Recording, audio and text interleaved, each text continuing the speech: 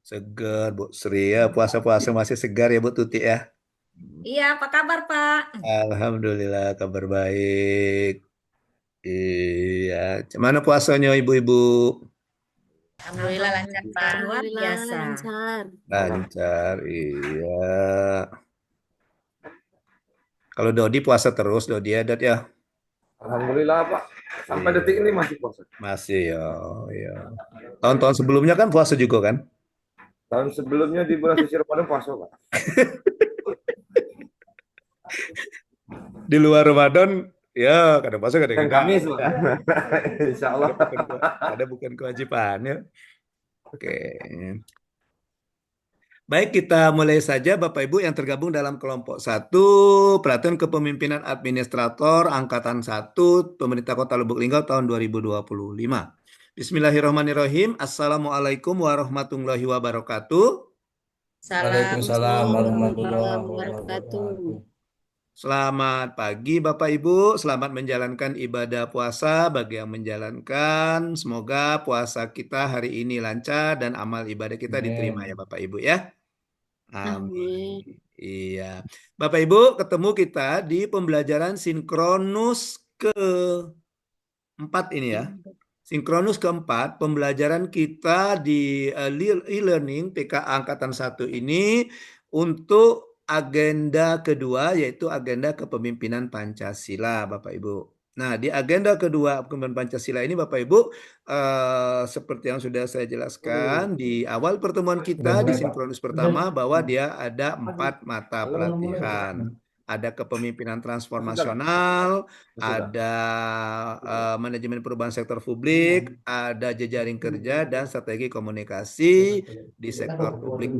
Ya, oke.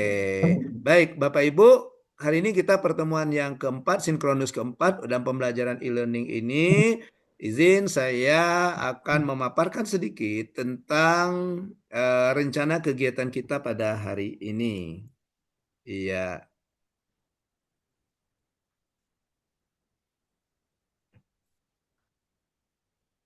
Rencana kegiatan kita pada hari ini pertemuan hari ke-15 ya. Hari ke-15. Saya share screen. Sudah muncul Bapak Ibu? Belum? Belum, Pak. Belum ya? Baru aja dua hari. Ada Kak. Oke. Kunci kan. Kita pada kita. Oke Bapak Ibu. Jadi hari ini hari ke-15 atau hari terakhir untuk pembelajaran agenda kedua karena besok Bapak Ibu akan masuk ke pembelajaran agenda ketiga. Nah, learning journey kita pada hari ini, strategi pembelajaran kita pada hari ini, yang pertama itu berbagi pengalaman, belajar di hari ke-14, kemudian paparan tugas asinkronus hari ke-14, kemudian overview agenda kedua, kepemimpinan kinerja, dan yang ketiga itu penjelasan tugas asinkronus. Ya.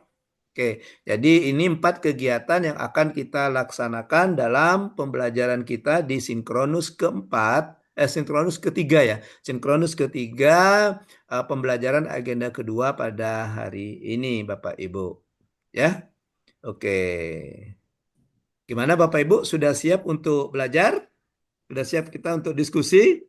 Ya. Ya. Siap, siap. Oke, sebelum kita diskusi masuk ke pertama, saya punya sedikit teka-teki Bapak Ibu. Nah, Silakan nanti dijawab di kolom chat ya. Oke, siap ya, dikaja di kolom chat. Tuliskan saja di kolom chat. Nah, oke. itu lah masuk ya. Ya, nama teka-teki kita, permainan kita adalah negara berwarna. Nah, Pak Firman pergi ke Meksiko. Pak Herman pergi ke Jepang. Pak Manik pergi ke Korea. Pertanyaannya kalau Pak Dodi kemana perginya? Sini Pak. Sini Pak. Ayo Dot, kau harus bener Dot. Iya. Pak Firman ke Meksiko, Pak Herman pergi ke Jepang, Pak Manik pergi ke Korea, Pak Dodi kemana? Silakan dijawab di kolom chat. Negara berwarna. Kata Berwarna kuncinya semua, Pak. negara berwarna. Korea. Korea. Pak Firman ke Meksiko. Pak Herman pergi ke Argentina. Jepang. Pak Manik atau Pak Seno. Ya, mohon maaf Pak Seno, saya salah. Saya kira Zeno. Rupanya Seno. Iya, Pak Nggak Manik. apa-apa, Pak, biar nggak ketukar antara Seno dengan Zeno. Iya. Memang kami panggil Pak Manik dia. Oh gitu, biar tidak Ya, tertukar ya. nggak Iya. ketukar. Pak Manik pergi ke Korea. Nah, pertanyaannya Pak Dodi kemana? Ada yang sudah Berwarna. menjawab? Oh, belum ada yang menjawab ya. Warna Waktunya ungu. 1 menit. Jepang. Jepang negara berwarna. Wah, kasih. Sudah, Oh, tuliskan tidak saja, Dot. Nama Argentina. negara, Dot.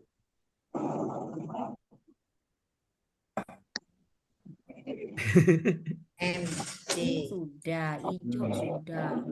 Ungu. Korea.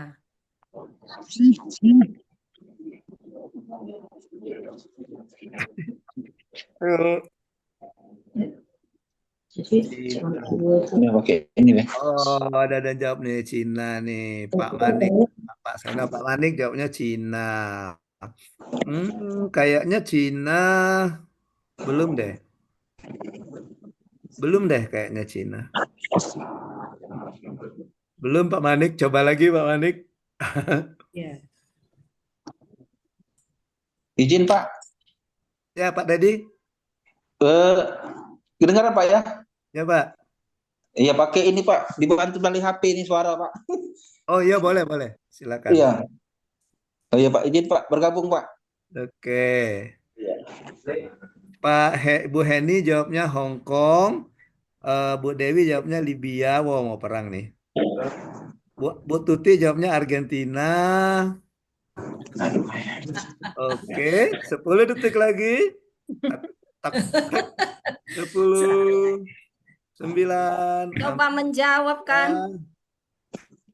Pak Dodi Cile bukan. Negara. 8, 7, 6, 5, 4, 3, 2, 1. Stop. Otet. Iya. Ya, kembali yang benar jawabannya jawaban Henny. Jawabannya Hong Kong. Kenapa Bu Henny jawab Hong Kong? Koreksi kalau salah ya, Coach. Oh, boleh. Namanya teka-teki nebak. Itu Iya. cluenya berwarna. Mm-mm. Mulai dari huruf B dan seterusnya.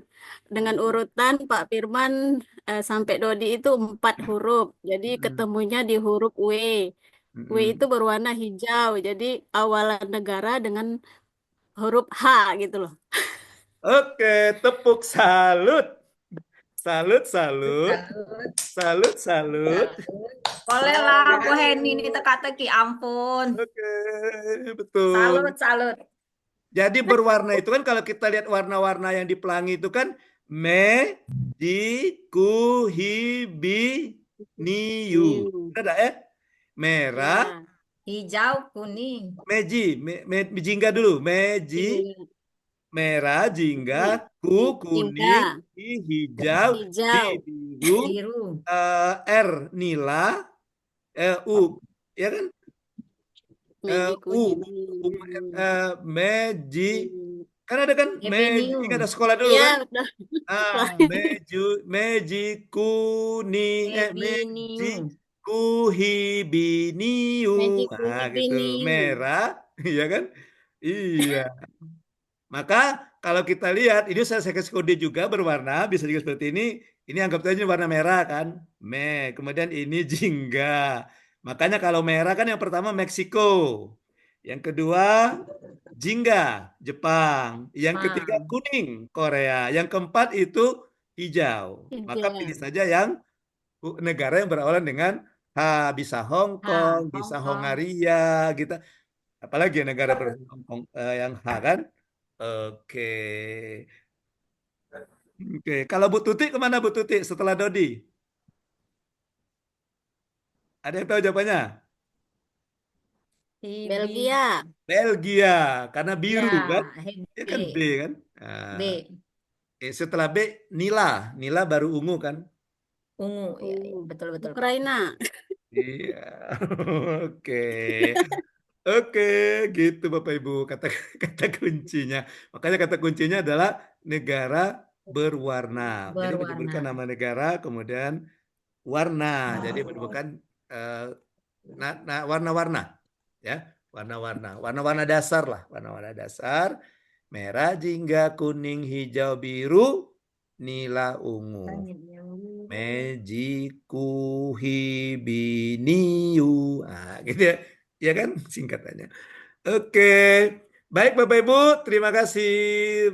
Good job Bu Heni. Lanjut kita ke kegiatan kita yang pertama.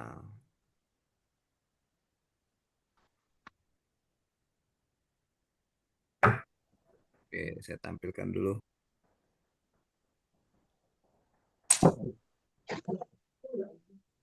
Maaf, maaf Bapak ya, pintu Bapak itu ngarang-ngarang bermoror kok.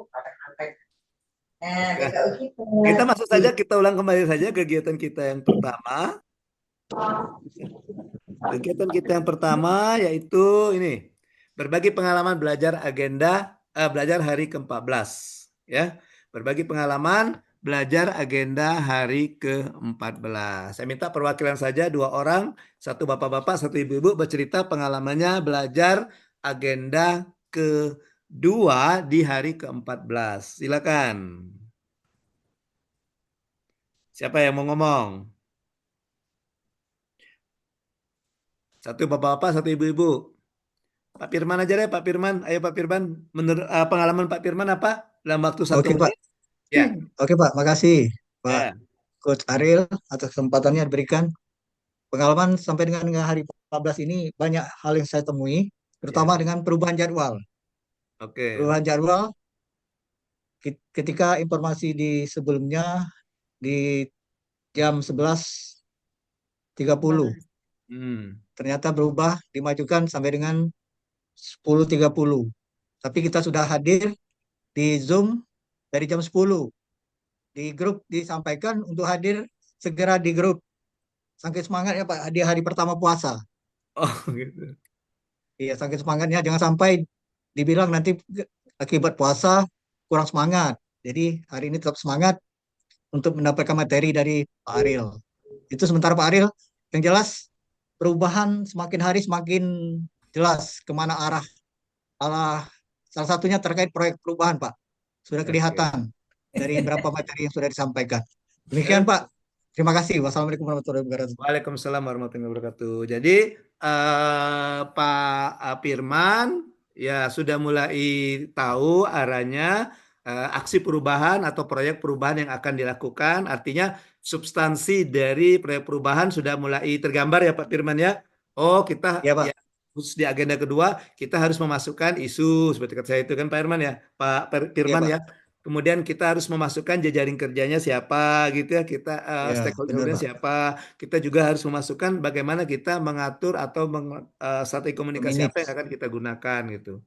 Gitu ya Pak, Ya Pak Pak. Firman. Jadi Pak Ya Firman Pak. merasa bahwa dari belajar sampai dengan hari ke-14 ya sudah mulai tahu arahnya. Jadi tidak bingung lagi ini nanti gimana ya isi atau proyek perubahannya, aksi perubahannya Pak Herman ya, Pak Firman ya. Jadi sudah mulai tambar ada beberapa. Nanti poin-poin selanjutnya akan nanti berkaitan dengan agenda ketiga. Mungkin nanti akan bisa dipaparkan oleh tutor yang mengampu di agenda ketiga nanti. Ya.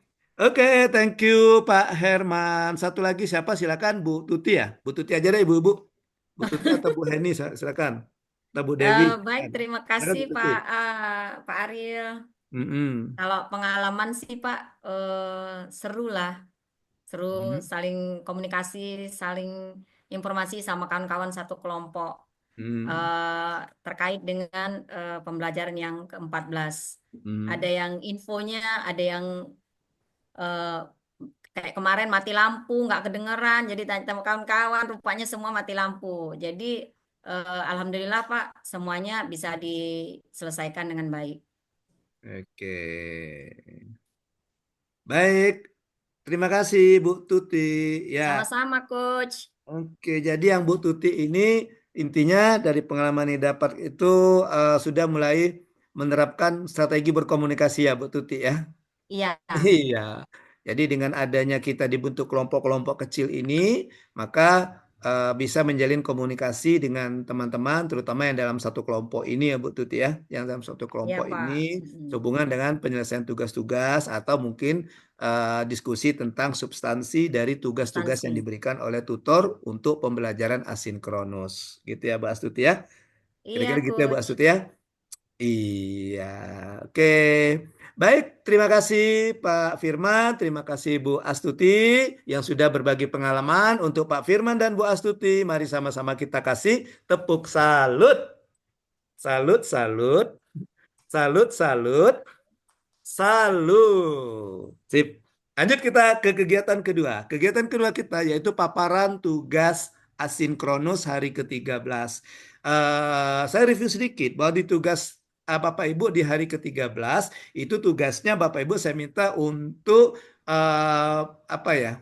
Berhalu dulu, halu, karena belum dilaksanakan ya, berhalusinasi ya. Halu dulu Bapak Ibu, halunya Bapak Ibu kira-kira kedepannya organizational future-nya gimana? Untuk kedepannya mau organisasinya mau dibawa seperti apa, gitu ya. Nah, khususnya yang berhubungan dengan tusi Bapak Ibu sebagai pejabat administrator atau pejabat di eselon 3. Itu ya, misalnya ke situ. Nanti dimulai dari Bapak Ibu melihat kondisi idealnya gimana atau kondisi yang diharapkan bagaimana, kemudian kondisi yang ada sekarang ini bagaimana, kemudian Bapak Ibu merumuskan kira-kira solusinya gimana. Termasuk di situ ada juga kelemahan dan kekuatannya ya. Ya, kelemahan dan kekuatannya. Juga solusinya apa. Oke. Baik, silakan Bapak Ibu ada yang mau volunteer, ada yang mau sebagai volunteer, sebagai sukarelawan yang mau tampil duluan silakan. Raise hand.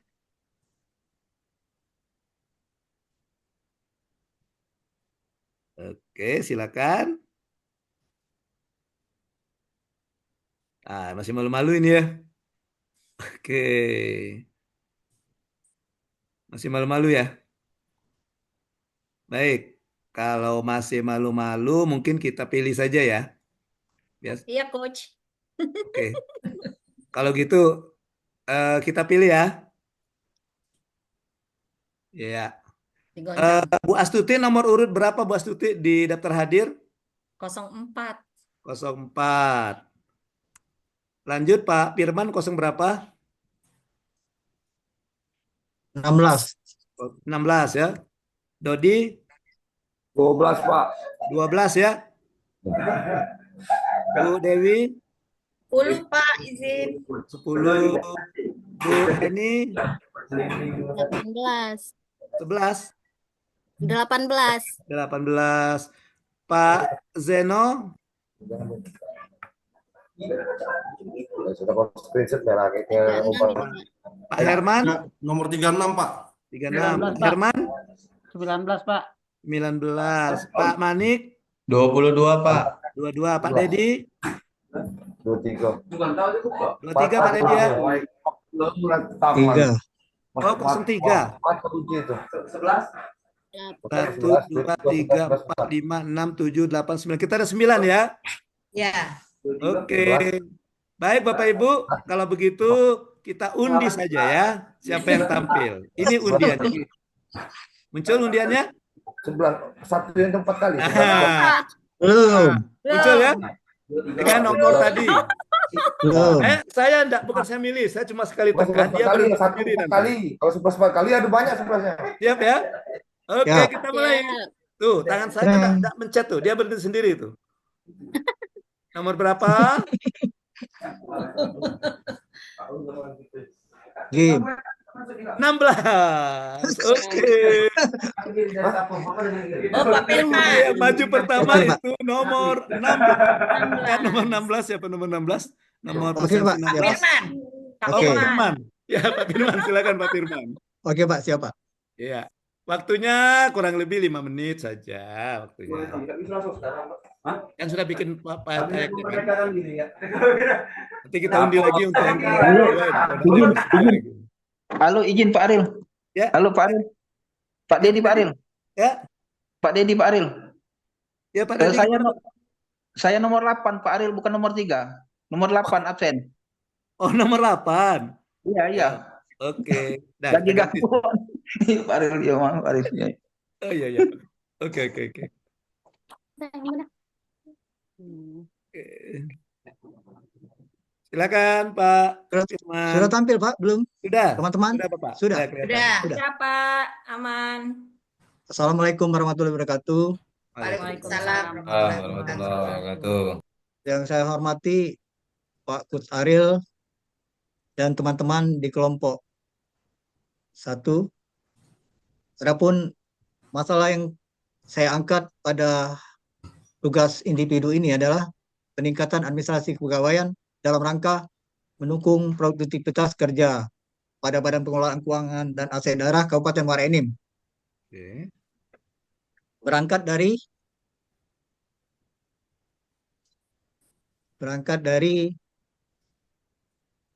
layanan administrasi kepegawaian merupakan bagian penting dalam suatu organisasi, di mana fungsi administrasi mencakup berbagai aspek terkait dengan pengelolaan sumber daya manusia, seperti rekrutmen, penggajian, absensi, pengelolaan pegawai, hingga pengembangan karir pegawai. Seringkali ditemukan kendala dalam layanan administrasi kepegawaian seperti lambatnya proses administrasi, kurangnya sistem yang mendukung efektivitas, dan ketidaksesuaian antara kebutuhan pegawai dengan layanan yang diberikan. Hal ini dapat mempengaruhi kinerja pegawai yang pada akhirnya berdampak pada rendahnya produktivitas kinerja pada organisasi tersebut. Analisis masalah Pak yang saya ambil yaitu lambatnya proses administrasi kepegawaian seperti gaji berkala, usulan kenaikan pangkat, absensi, cuti. Hal ini sering terjadi Pak terutama di dalam OPD kami, BPKAD, di mana akibatnya pegawai pada bidang-bidang itu Pak, oleh karena kesibukan kerja, sehingga mereka tidak bisa memonitor kapan mereka harus berkala, kapan mereka harus naik pangkat. Itu Pak perlunya. Jadi tugas bagian umum sangat perlu di situ untuk menunjang terkait dengan tugas fungsi bagian umum dan kepegawaian. Dan kedua, masih menggunakan sistem administrasi yang manual, sehingga data yang digabung dalam data pegawai masih belum lengkap, belum update Pak, di mana masing-masing pegawai mungkin belum memberikan data pegawai yang terakhir yang mereka dapat dari Badan Kepegawaian Sumber Daya Manusia Pak. Analisis masalah sumber daya manusia yang mengelola administrasi kepegawaian tidak mendapatkan pelatihan yang memadai, itu akibatnya Pak. Hal ini menyebabkan kurangnya pemahaman mengenai teknologi sistem yang dapat mempercepat pekerjaan administrasi. Salah satunya mempercepat terkait dengan data-data pegawai yang mau naik pangkat, pegawai yang cuti, dan lain-lain. Ketidakefektifan dalam komunikasi antara bagian administrasi kepegawaian dengan pegawai masing-masing, terutama pada bidang-bidang Pak. Kalau di BPKAD ada 4 bidang. Dan bidang tersebut tusinya memang memberikan pelayanan kepada pemerintah Kabupaten Muara Enim Pak, terkait dengan pengelolaan keuangan serta aset daerah. Macam masalah yang kami angkat adalah meningkatkan layanan administrasi kepegawaian dengan mengimplementasikan sistem informasi kepegawaian pada bagian umum kepegawaian yang terintegrasi dengan Badan Kepegawaian dan Sumber Daya Manusia atau bidang mutasi dan promosi Pak. Dan juga terkait dengan bagian organisasi, terkait dengan ANJAP, analisa jabatan pegawai dan formasi pegawai Pak. Dengan adanya sistem semua data pegawai, mulai dari absensi, gaji berkala, dan kenaikan pangkat hingga promosi karir dapat diakses dengan mudah dan cepat, meminimalisir kesalahan Pak, kesalahan data.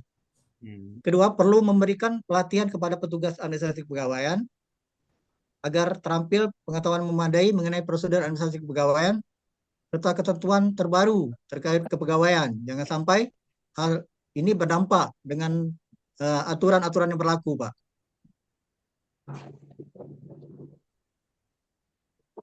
Melakukan evaluasi penyederhanaan prosedur, Pak. Cara prosedur administrasi. Hal ini untuk memangkas birokrasi. Sehingga prosedur yang jelas, tepat, transparan, meningkatkan efisiensi dan kepuasan pegawai. Sehingga pegawai merasa terlayani, Pak. Untuk meningkatkan transparansi, penting bagi administrasi kepegawaian untuk menyediakan saluran komunikasi yang terbuka bagi pegawai. Penggunaan platform komunikasi internet, email, aplikasi, papan pengumuman, Pak. Papan pengumuman digital, di tayangan, Pak. Bisa dilihat kapan pegawai bersangkutan naik pangkat dan kapan terakhir pegawai bersangkutan cuti, Pak. Itu, Pak, bisa dilihat dengan informasi yang tertera di dalam aplikasi. Analisis SWOT yang kami gunakan, Pak, kekuatan, pentingnya administrasi kepegawaian dalam organisasi, identifikasi masalah yang jelas, solusi yang relevan dan praktis, kelemahan, ketergantungan pada teknologi yang membutuhkan investasi yang besar, Pak, akibatnya pembuatan teknologi atau sistem informasi, kebutuhan pelatihan yang berkelanjutan menjadi beban bagi organisasi terkait penganggarannya, Pak. Perubahan dapat mengganggu rutinitas kerja, sementara waktu sebelum perubahan dapat diimplementasikan sepenuhnya. Peluang. Digitalisasi membuka peluang mempercepat proses estimasi operasional, lebih cepat dan lebih praktis. Produktivitas dan motivasi pegawai dapat ditingkatkan. Dengan terlayannya administrasi kepegawaian, pegawai lebih fokus, Pak. Lebih fokus terkait tugas fungsi di bidang masing-masing, Pak. Jadi tidak memikirkan lagi, oh kami mau naik pangkat, mau mempersiapkan cuti, jadi informasinya jelas.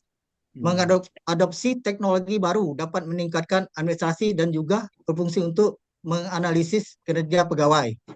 Ancaman, pegawai administrasi kepegawaian yang sudah terbiasa, Pak, terbiasa dengan pola kerja sehingga mereka tidak mau berubah, sudah nyaman, sudah zona nyaman dengan tugas-tugas yang sebelumnya, Pak, sehingga ini sebagai ancaman apabila adanya perubahan.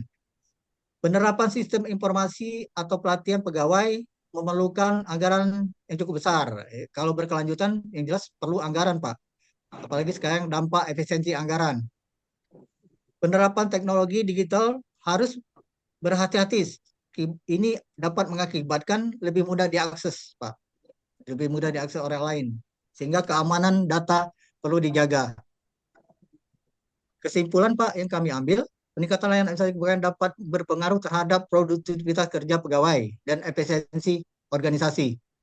Dengan mengidentifikasi masalah yang ada, dapat mengambil langkah-langkah pemecahan yang tepat, seperti penerapan sistem informasi yang terintegrasi dengan pihak terkait, seperti BKPSDM atau organisasi di bagian sektor daerah, Pak. Itu jangka panjangnya, Pak. Terkait integrasi itu terkait jangka panjangnya, Pak. Itu, Pak. Demikian, Pak, yang dapat kami sampaikan. Mohon kiranya saran dan masukan dari Pak Kut dan teman-teman. Wabillahi taufiq wal hidayah. Wassalamualaikum warahmatullahi wabarakatuh. Waalaikumsalam warahmatullahi wabarakatuh. Baik, thank you. Terima kasih Pak Firman yang sudah memaparkan tugas asinkronus di hari ke 13 ya, 12, 11, 14, Pak. 14 ya, hari ke-14. Sebelum saya tanggapi, silakan ada tanggapan dari teman-teman. Silakan. Ada tanggapan? Maksudnya apakah sudah sesuai dengan apa yang sudah dipaparkan Pak Firman, sudah dikumpulkan juga ke GC itu, apakah sudah sesuai dengan apa yang dikehendaki dalam instruksi tugas? Nah, gitu. Atau masih ada yang belum nampak, apa yang belum nampaknya gitu. Nah, silakan.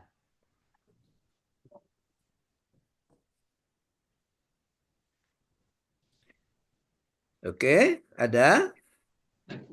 Kalau tidak ada, ya mungkin masih malu ya, masih malu ya. Ya, pertama saya apresiasi sekali Pak Firman. Pak Firman di sekretaris kan Pak Firman ya? Benar, Pak. Benar. Ya, saya apresiasi Pak Firman sekretaris. Artinya tugas yang Bapak buat ini, kalau mau diteruskan nanti bisa ke aksi perubahan atau proyek perubahan, Pak. Saya apresiasi karena sudah sesuai dengan tusi Bapak sebagai sekretaris. Karena di tusi Bapak kan ada salah satunya berhubungan dengan kepegawaian, Pak ya. Ada Benar, umum, Pak. ada Benar. kepegawaian, ada Iya. perencanaan, biasanya ada keuangan. Nah, Pak Iya. Firman ngambil salah satu tusinya yaitu berbicara tentang kepegawaian. Oke, itu yang saya apresiasi. Artinya sudah sesuai, Pak. Sudah sesuai. Artinya ya, sudah sesuai. Itu yang pertama.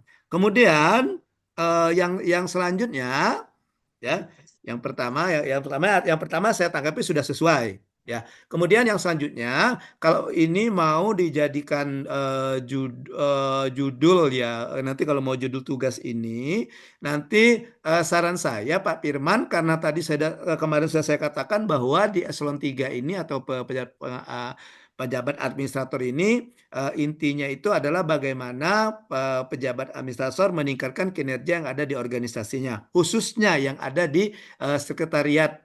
Untuk Pak Firman, sekretariat Badan Pengelolaan Keuangan dan Aset Daerah. Nah, gitu. Jadi saran saya kalau peningkatan layanannya ganti saja dengan peningkatan kinerja, Pak. Peningkatan Oke, kinerja. Pak. Nah, kalau Oke, Pak. peningkatan layanan itu sudah kayaknya kalau kita berbicara tentang bagaimana layanan yang diberikan itu berhubungan nanti dengan PKP, Pak. Itu di Oh PIM. iya.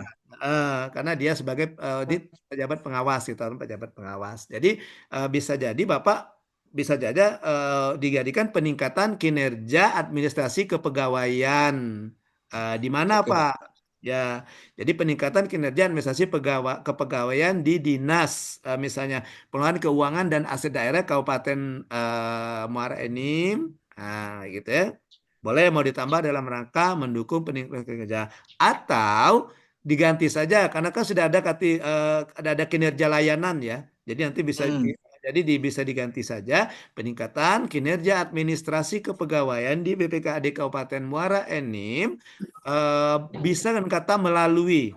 Tadi saya perhatikan tadi sepertinya Bapak intinya itu saya simak tadi penjelasan Bapak Firman. Pak Firman itu intinya nanti akan membuat semacam aplikasi sederhana, walaupun dia yang sudah ada mungkin dalam bentuk spreadsheet atau misalnya Excel gitu ya. Iya. Yang di mana di situ nanti akan ada data-data kepegawaian, termasuk nanti kalau saya lihat ini saya bisa juga nanti Pak Firman termasuk kayak semacam reminder juga, mungkin ada pegawai yang lupa kalau dia mengusulkan berkala atau naik pangkat atau apalah gitu ya Pak ya. Jadi bisa dimasukkan di situ. Jadi bisa diingatkan di pegawai di BPKAD Muara Enim itu kan, ini misalnya Pak, Bapak bulan depan 2 bulan lagi harus naik pangkat, udah mulai mengusulkan usulan berkala, usul berkala misalnya seperti itu. Jadi jadi bisa tepat waktu itu kan? Iya, Ya. Pak. Itu salah satunya bisa untuk peningkatan berkala. Atau bisa jadi bisa juga Bapak untuk sebagai kayak semacam file bagi pegawai-pegawai yang ada di BPKAD itu ya Pak ya. Oke, bagus sekali Pak. Jadi sudah ini. Jadi kalau kita lihat di situ Pak, kalau kita misalnya tadi saya lihat tadi Bapak tadi ada kata digitalisasi kalau tidak salah. Itu di Iya, benar, Pak. Nah, di slide ke berapa itu yang SWOT-nya, yang SWOT ada itu kan digitalisasi membuka peluang mempercepat proses dan efisiensi operasional, itu ada nomor 1 itu kan Pak ya. Iya, benar, Pak. Nah, jadi kan artinya sudah sesuai dengan bagaimana mewujudkan e-gov-nya ya, smart government-nya, e-gov-nya ya. Dengan digitalisasi ini gitu. Itu Pak. Oke, baik. Itu yang pertama dan yang kedua. Yang pertama sudah, yang pertama tadi berhubungan dengan tusi Bapak, yang kedua tadi berhubungan dengan arahnya, arah kemana. Yang ketiga Bapak, dari analisis masalah. Nah, ini kan Pak, betul yang saya katakan tadi Pak ya. Lambatnya proses realisasi kepegawaian seperti gaji berkala, usul kenaikan pangkat, absensi dan cuti dan sebagainya itu Pak ya. Iya, oke. Bila perlu Pak, bila perlu tapi Pak. Tapi mungkin tidak mau juga pegawainya Pak ya. Bila perlu tambah dengan lamanya sekolah SK itu Pak. Oh iya, iya Pak. Supaya tahu, ini sudah misalnya 2 bulan lagi habisnya angsuran kami. Jadi biar mudah juga diurus ke tempat sekolahnya itu kan pegawai itu kan. Iya. Iya, Pak, takut nanti masih dipotong gitu. Atau iya. sekolahnya nanya, Bapak ini masih dipotong. Kalau mau tapi perpanjang lagi Pak ya. Iya. Kalau mau perpanjang lagi kan diingatkan. Sekolahnya ya Pak. Iya Pak. Tapi ya mungkin itu karena masalah televisi mungkin ada yang tidak setuju juga Iya itu. Pak, nanti Ya, malu juga malu. pegawainya. Iya benar benar benar. Tapi saya pernah Pak, nggak salah apa ya PKP apa PKA bimbing ada Pak dia masukkan itu Pak. Jadi isu yang diangkat itu karena sering terjadinya Latsar dia buat data itu Latsar nggak salah. Sering terjadi kadang-kadang dari pihak sekolah itu ngomong, wah ini masih ada 2 angsuran padahal sebagai masa sudah pas angsurannya gitu. Ya sudah lunas Pak ya harusnya. Sudah Heeh, lunas harusnya. iya itu iya ya ternyata bukan pegawainya saja Pak ya SK juga kadang-kadang perlu sekolah juga ya Pak ya. Iya Pak, disekolahkan itu Pak. Ada sekolah kan tergantung ngambilnya Pak ya kalau S1 bisa 4 tahun ya dak. Iya, apalagi Ya. naik pangkat ya Pak, penambahan gaji. Oke Pak Herman, just kidding Pak Herman ya. Kita selalu aja Pak Herman ya, jangan seriusnya Pak Herman. Pak Herman, Pak Firman ya. Iya. Oke. Ya ini kan saya lihat nih, bener ini Pak ala ininya Pak ya, isunya atau kondisi yang saat ini kan Pak ya. Benar Misal Pak, ini kondisi kan, sekarang ya. ya kondisi sekarang. Jadi ada masih pegawaian katanya lambatnya proses pegawaian. Yang kata saya tadi gaji berkala gitu Pak ya. Seharusnya Iya, kadang-kadang ada tuh teman saya kemarin itu sudah hampir setahun baru dia ingat kalau dia berkala kan. Akhirnya kan iya. pegawainya merasa dirugikan kan? Iya Kalau Pak, dirugikan gaji pokoknya Pak, nggak nambah. nah gitu ya dirugikan. Jadi ini bagus juga. Jadi mengingatkan pegawai bahwa mereka siap-siap nih ngusul berkala dan sebagainya gitu Pak ya. Oke, termasuk juga absensi dan cuti dan sebagainya itu. Absensi mungkin misalnya untuk melihat kedisiplinan pegawai bisa juga kan Pak ya. Iya, Mm-mm. terkait pembayaran TBP juga pengaruh di situ Pak. Oh, nah itu bagus sekali itu Heeh, PPP. Ya, ya, ya. Sama kayak kami Pak. Kalau kami pakai ini Pak, pakai yang Android absennya Pak. Ya. Sama di sana juga Mariana juga Pak ya. Efisiensi Pak sekarang. Oh, Ya, Pak, pakai Android, Pak. ya yang Iya, kita foto itu nah Bu Tuti. Cet, foto tek. Iya, Nah, nanti dimasukkan. Iya. sudah Oke. pakai Android, Pak. Mm-mm. Oke, jadi dari analisis masalahnya sudah oke. Kemudian sudah bagus Pak. Saya melihatnya sudah bagus dari analisis masalahnya. Kemudian dari pemecahan masalahnya juga. Nah, bagusnya Pak, Bapak ini SWOT dulu Pak. Jadi di analisis SWOT, jadi dari analisis SWOT ini Bapak bisa nanti masuk ke pemecahan masalah Pak. Misalnya gini Pak, misalnya misalnya kan misalnya kita mau kan dia ini biasanya kalau mencari solusi SWOT itu kan kita gabungkan yang kekuatan kelemahan peluang ancaman itu gabungkan apakah dia kekuatan dengan peluang atau kelemahan dengan peluang dan kelemahan itu kan jadi kayak ada empat window itu kan ada empat apa namanya ya 4 kuadran ada 4 kuadran nah nanti oke jadi kalau lihat bagusnya Pak masukkan dulu SWOT-nya. Nanti dari SWOT itu baru nanti tergambar Bapak mengambil yang mana. Apakah Pak Firman mengambil peluang? Kan ada digitalisasi kan peluang itu kan. Nah, baru nanti peluang ini mau ke kekuatan atau ke kelemahan. Nah, gitu. Mm-mm. Ya, oke. Baru nanti muncullah solusinya apa. Oke, bagus sekali Pak Firman. Terima kasih Pak Firman. Untuk Pak Firman sama-sama kita kasih tepuk salut. Salut, salut. Salut, salut. Salut. Ya, silakan yang berikutnya.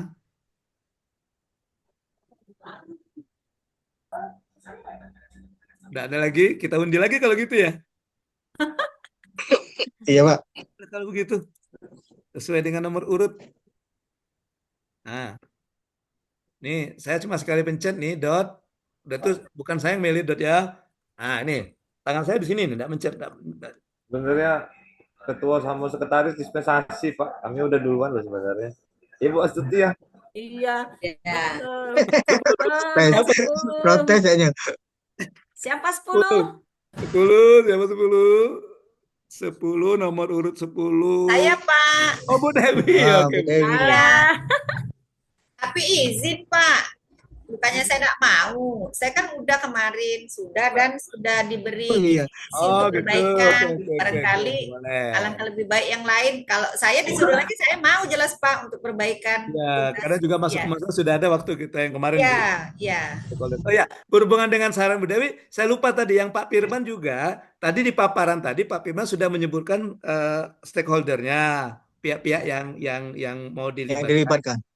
Ya. Cuma di tayangan belum nampak tadi Pak ya. Saya belum melihatnya Pak di tayangan Pak. Nanti diperjelas juga Pak ya. Tadi kan Bapak bilang Oke, ada Pak. SDM tadi kan. Iya, Pak. Iya. Kan mungkin inspektorat bisa juga kali ya. Atau Oh iya, juga Pak. Anu apa? Pezeno Iya, bisa iya. tuh, Kominfo. Mm-mm. Heeh. Informasi, Nah, Pak. Bapak ya berbicara tentang digital kan, digitalisasi Ya, kan. informasi. Oke, oke, oke, oke. Baik, silakan. Kalau Bu Dewi akan Bu Dewi sudah ya, benar juga Bu Dewi ya. Ya. Sekarang kita undi lagi. Lagi. Ya. Yang belum ya. Jadi Ya, makasih udah ya nanti semua Pak. nanti Ya. selama 3 hari gini ada. Silakan. Dah, saya matikan. Ya Pak.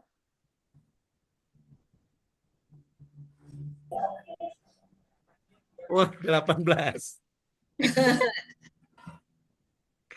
18 siapa 18? Bu Heni, Saya Oh, Bu coach. Heni ya, Bu Heni belum ya? Bu hidupin Coach. videonya Kok nggak muncul? Iya, ada Video, yuk.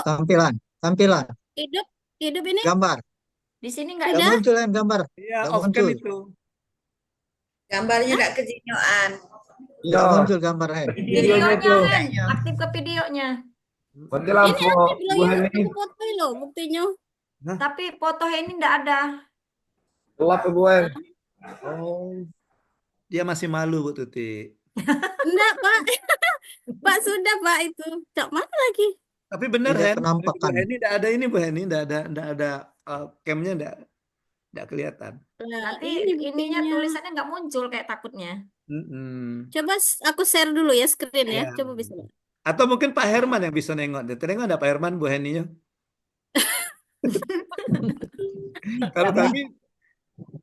Kalau kami di Detekina, tapi entah kalau Pak Herman Tekina. Nah, screennya ada, screennya. Juga Pak, sama. Tidak jelek. Ada, Hen. Screennya Ada ada. screennya ada.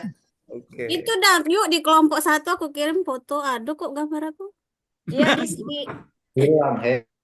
Iya, kenapa Aku ya? kirim, aku screen foto KW, ndak kate Foto. fotonya Nah, berarti ya. bayar di sini Nah, ada nah. kezinyoan. Nah, ndak kate. Jadi cak mana itu? Iya mungkin Nggak apa-apa, ini screennya dong. Screennya kamera. kita Jadi gitu lah ya. Nggak penting mukanya ya. Belum dianu Yang ke. penting tugasnya Bu Heni ya. Iya sudah ada itu coach di situ coach. Iya. Mungkin laptopnya Bu, mungkin di kamera laptopnya Bu mungkin. Itu masih tertutup. Biasanya ada lampu Coba kan. aku tutup dulu. Terus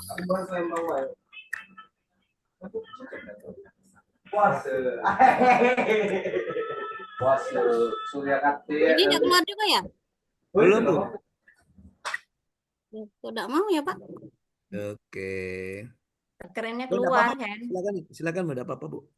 Nggak apa-apa lah ya. Ya nggak apa-apa. Aman Bu. Ya, makasih coach. Assalamualaikum warahmatullahi wabarakatuh. Waalaikumsalam warahmatullahi wabarakatuh. Terima kasih atas kesempatannya. Sebenarnya jadi minder jadi coach setelah lihat paparan yang pertama. Oh, Iya. udah apa santai Iya. aja Bu. Iya, Iya. Pak.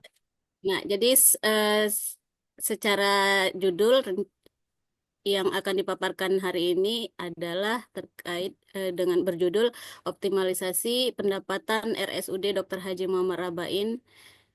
Nah, ini sebenarnya bukan judul coach, ini Ya, ada. nama tugas gitu. Ya, Ya. gitu. Ya. Optimalisasi pendapatan RSUD Dr. Haji Muhammad Rabain melalui analisis kekuatan, kelemahan, dan potensi pengembangan berdasarkan kemajuan teknologi dan perkembangan birokrasi sektor publik.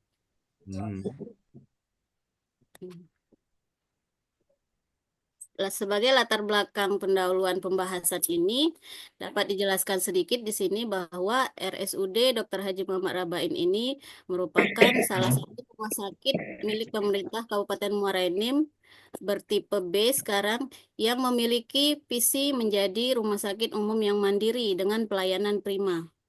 Mhm. Nah, Pak, sejak tahun 2009 melalui keputusan Bupati nomor 272, RSUD Dr. Haji Muhammad Rabain itu telah ditetapkan sebagai rumah sakit di daerah Morenim, di Kabupaten Morenim, yang menerapkan pola pengelolaan keuangan Badan Layanan Umum Daerah atau BPK BLUD.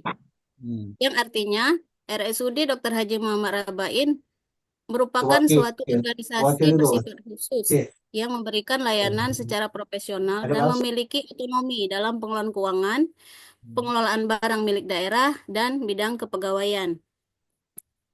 Pendapatan BLUD sebagai sumber utama pendanaan bagi RSUD Rabain selain sokongan dari APBD sejak tahun 2023 sampai dengan sekarang melalui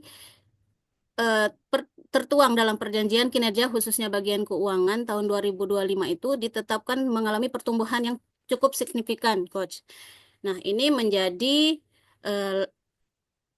semacam tantangan sebenarnya, bukan masalah bagi kami khususnya bagian keuangan, karena tahun 2005 saja kita sudah ditargetkan pertumbuhan pendapatan itu lebih dari 30% di tahun 2026 nanti. Sedangkan menurut tren pertumbuhan pendapatan yang kami capai selama ini 2023-2024 itu belum memenuhi target yang telah ditetapkan. Nah, berdasarkan pendahuluan sebagai latar belakang masalah yang sudah dijelaskan tadi, dapat saya sampaikan di sini kekuatan organisasi RSUD Dr. Haji Muhammad Rabain saat ini ada 4 yang dikelompokkan di sini, yaitu yang pertama keunggulan layanan kesehatan yang diberikan. RSUD Rabain ini menjadi rumah sakit rujukan regional di wilayah Provinsi Sumatera Selatan yang meliputi area Lahat, Pagaralam, Empat Lawang, Pali, dan Prabu Muli. Sistem rujukan ini menjamin semua individu, artinya masyarakat, dapat memperoleh layanan kesehatan yang optimal di setiap level pusat kesehatan per regional di setiap wilayah penetapan. Yang kedua, tenaga medis yang berkualitas dan berpengalaman. Di RSUD Dr. Haji Muhammad Rabain, alhamdulillah untuk pemenuhan SDM khususnya tenaga medis yang terdiri dari dokter dan non-dokter itu sudah lumayan mencukupi. Tim medis ini sudah terdapat dokter subspesialis, dokter spesialis, dokter umum, serta perawat dan paramedik lainnya yang insya Allah sudah beberapa memenuhi ketentuan untuk kriteria pelayanan. Yang kemudian infrastruktur dan fasilitas yang memadai. RSUD Dr. Haji Muhammad Rabain ini telah dilengkapi dengan fasilitas yang modern berupa alat-alat kesehatan, ruang perawatan intensif, laboratorium, dan unit pelayanan gawat darurat yang siap melayani 24 jam. Yang keempat, dukungan dari pemerintah. Dukungan ini terutama dari sisi pendanaan, baik dari pemerintah daerah Kabupaten Morenim maupun dari pemerintah pusat melalui Kementerian Kesehatan maupun Kementerian Keuangan. Analisis kelemahan RSUD Dr. Haji Muhammad Rabain, 4 juga yang dikelompokkan di sini terkait dalam optimalisasi pendapatan adalah keterbatasan dalam pengelolaan keuangan. Jadi sistem pengelolaan keuangan kami yang dimulai dari proses perencanaan, penatausahaan sampai dengan pelaporan keuangan itu masih dilaksanakan sebagian manual, walaupun sudah ada sistem informasi namun belum optimal, sehingga secara pelaporan khususnya itu kurang transparan dan kurang efektif dalam pengaturan anggaran. Kemudian proses birokrasi yang lambat. Proses birokrasi yang lambat ini dapat menghambat pengambilan keputusan yang diperlukan untuk perbaikan layanan. Birokrasi yang lambat ini bisa juga disebabkan karena hierarki yang mungkin sekarang ini masih mengikuti alur-alur yang tanda kutip lama, sehingga untuk kecepatan layanan agak terganggu. Kemudian kurangnya penggunaan teknologi terkini. teknologi yang terkini ini yang dimaksudkan bukan langsung terkait dengan teknologi kesehatan, tapi lebih ke teknologi informasi dalam rangka mendukung pelayanan kesehatan yang diberikan kepada masyarakat ataupun pasien. Yang keempat, manajemen sumber daya manusia. Dalam pengelolaan SDM, mulai dari kuantitas maupun kualitas secara analisa kebutuhan SDM yang pernah disampaikan melalui BKP SDM itu masih kurang, termasuk penempatan untuk pegawai yang sesuai, sehingga dapat menghambat pelayanan kesehatan yang nantinya akan berujung kepada tidak optimalnya pendapatan yang diterima oleh Rumah Sakit Rabain. Kemudian kalau kita melihat potensi perkembangan organisasi di ke depan, yang pertama itu peluang inovasi teknologi dalam layanan kesehatan. Jadi implementasi teknologi baru ini dapat kita gunakan untuk mempercepat dan mempercepat dan mengurangi alur waktu pelayanan kesehatan sehingga bisa juga pasien merasa cepat terlayani, bisa melalui telemedicine, bisa salah satunya yang diterbitkan oleh misalnya contohnya itu bagian laboratorium sehingga mereka bisa langsung mendapatkan hasil lab yang secara online bisa mereka terima tanpa harus menunggu fisik surat yang diterbitkan oleh labor. Kemudian pengembangan kapasitas SDM melalui pendidikan pelatihan pegawai. Ini menjadi potensi karena akan dapat meningkatkan kompetensi dan keterampilan yang dimiliki oleh SDM RSUD sehingga layanan kesehatan itu dapat lebih optimal. Kemudian perluasan layanan.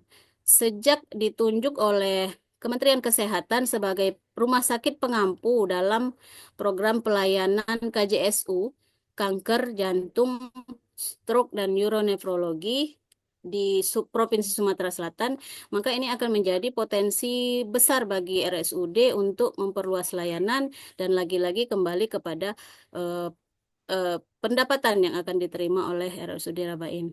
Kemudian penambahan gedung baru. Di 2024 RSUD Rabain itu sudah melaksanakan DED untuk pengembangan gedung baru sebanyak 10 lantai yang pelaksanaannya akan dimulai dalam multi years 2025 dan 2026. Ini merupakan bagian dari upaya perbaikan serta peningkatan layanan kesehatan mengingat perkembangan regulasi kesehatan yang sekarang sudah sangat meningkat. Terkait permasalahan tersebut, yang dalam rangka optimalisasi pendapatan tadi, ada beberapa yang menjadi ide untuk diimplementasikan bagi Rumah Sakit Dr. Haji Muhammad Rabain. Yang pertama, optimalisasi penerapan teknologi digital dalam operasional kesehatan maupun non-kesehatan. Artinya Rumah Sakit Rabain menerapkan secara menyeluruh aplikasi digital seperti yang sekarang sejak 2025 kami berusaha untuk terapkan secara full, itu adalah SIM-RS, Sistem Informasi Manajemen Rumah Sakit, yang di dalamnya itu ada terkait layanan kesehatan itu sendiri, mulai dari pendaftaran pasien dan sebagainya, sampai dengan pembayaran, sampai dengan pelaporan terkait pendapatan. Namun saat ini hal tersebut belum optimal karena belum terimplementasikan, khususnya untuk sampai ke tahap pelaporan pendapatan. Kemudian pembangunan sistem monitoring kinerja pegawai medis dan non-medis. Kenapa ini bagian dari implementasi untuk perbaikan ke depan? Karena pemantauan kinerja ini perlu dilakukan terkait dengan kualitas dari klaim yang misalnya klaim yang kita ajukan ke BPJS Kesehatan. Dari data-data yang ada itu saat ini klaim kami itu khususnya BPJS Kesehatan itu belum mencapai kriteria sebagaimana yang diharapkan, masih di angka sekitar 60-65% dari total yang seharusnya ditagihkan. Kemudian kolaborasi antar bidang atau bagian untuk meningkatkan efisiensi dan efektivitas layanan. Kenapa ini menjadi bagian dari ide? Karena selama ini mungkin belum maksimal antara bidang satu dengan bagian keuangan misalnya, atau subunit satu dengan subunit yang lain, sehingga terkadang terjadi masalah, akhirnya mandek, penyelesaiannya tidak ketemu, dan akhirnya menghambat proses pengajuan kita untuk pembayaran klaim, sehingga itu akan menjadi penghambat juga dalam mencapai target pendapatan yang telah ditetapkan. Kemudian peningkatan kualitas layanan melalui pendidikan dan pelatihan rutin.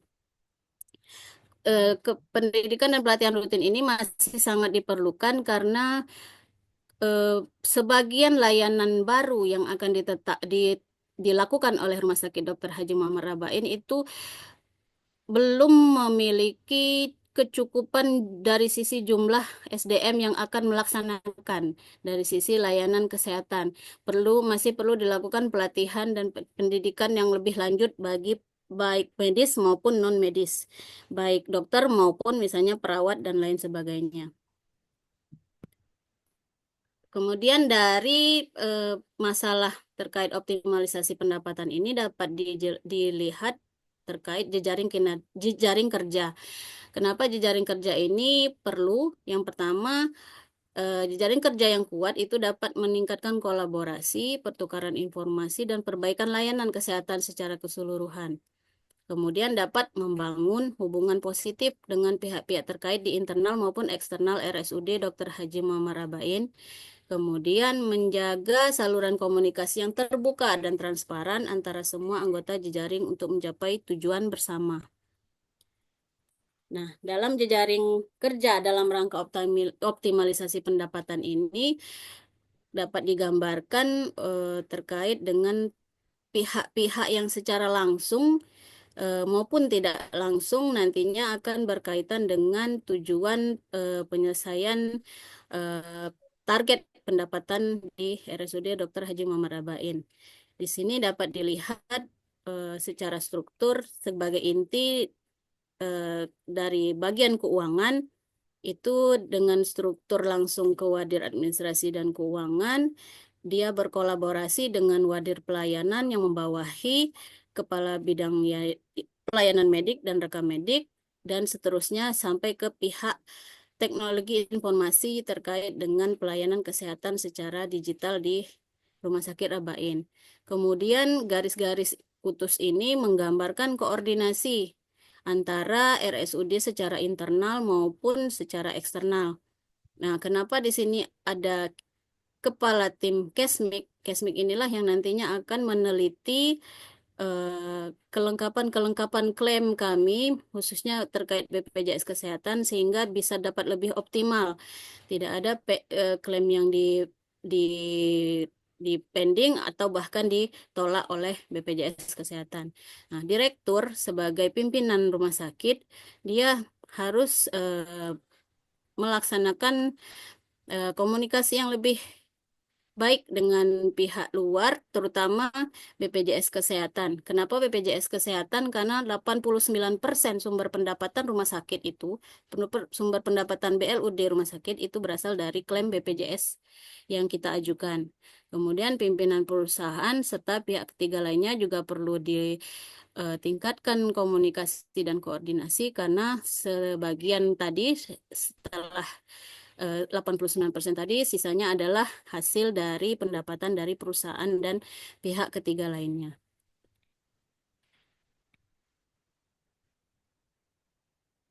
Nah, strategi komunikasi yang mungkin digunakan mengimplementasikan alat komunikasi digital seperti intranet dan aplikasi chat untuk mempermudah komunikasi antar bidang, bagian maupun antar pegawai.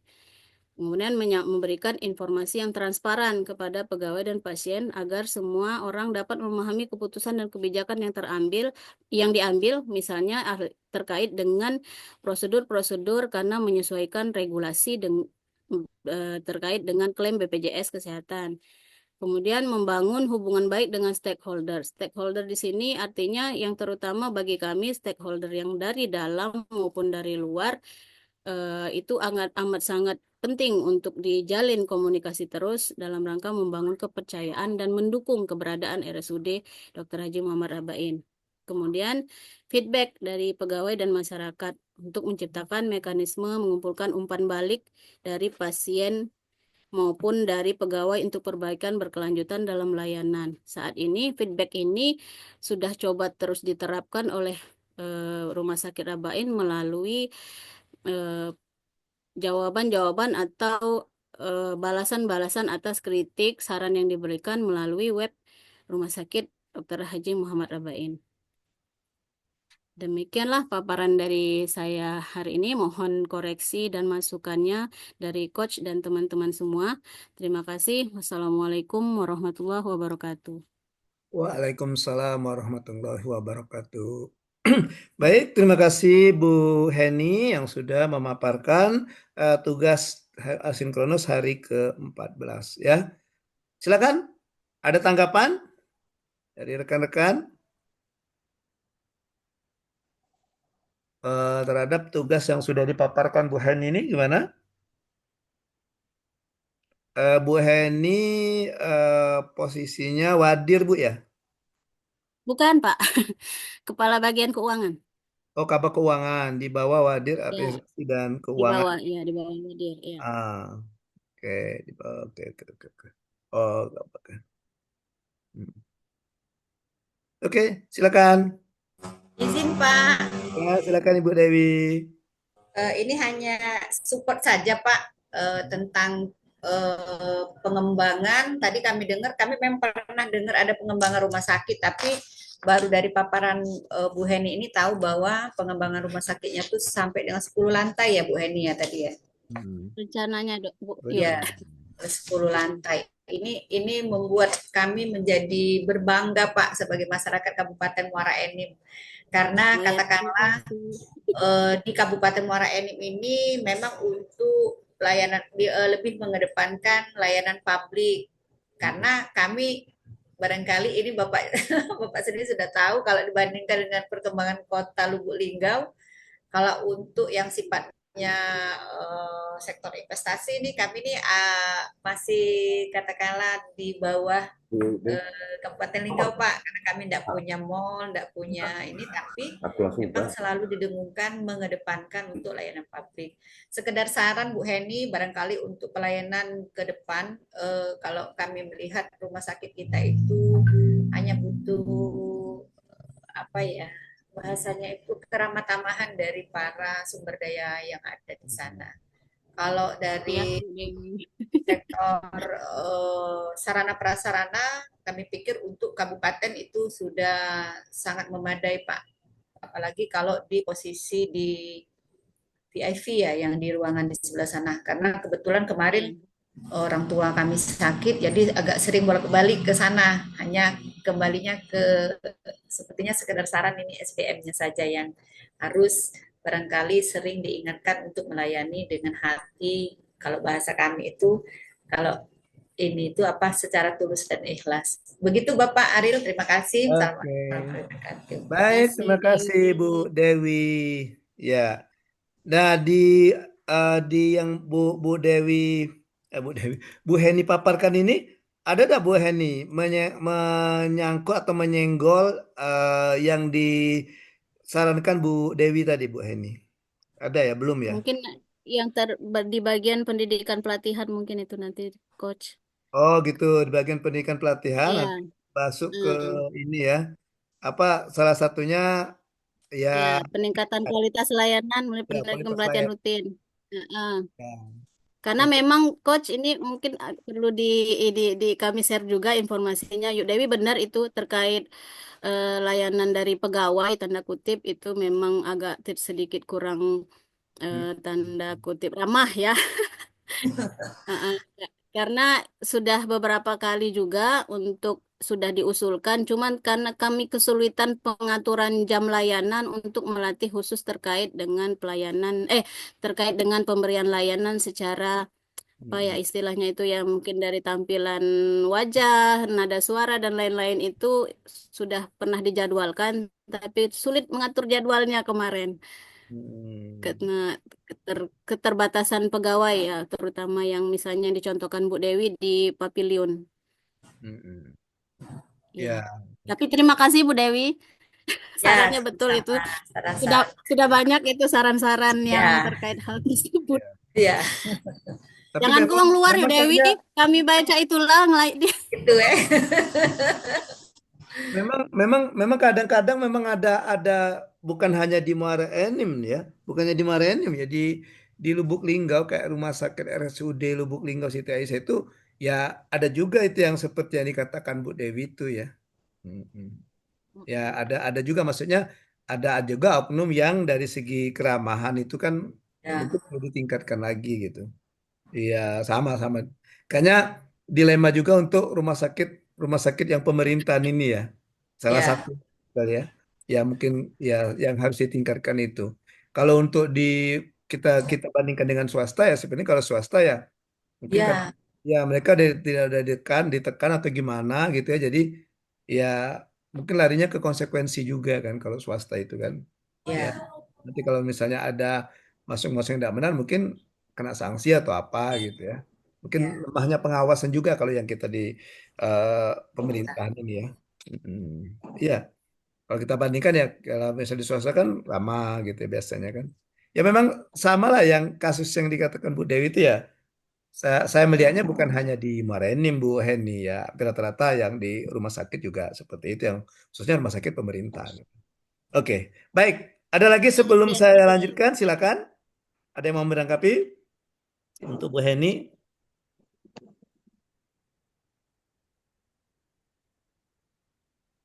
Silakan Bu Heni, yang lain. Oke, baik.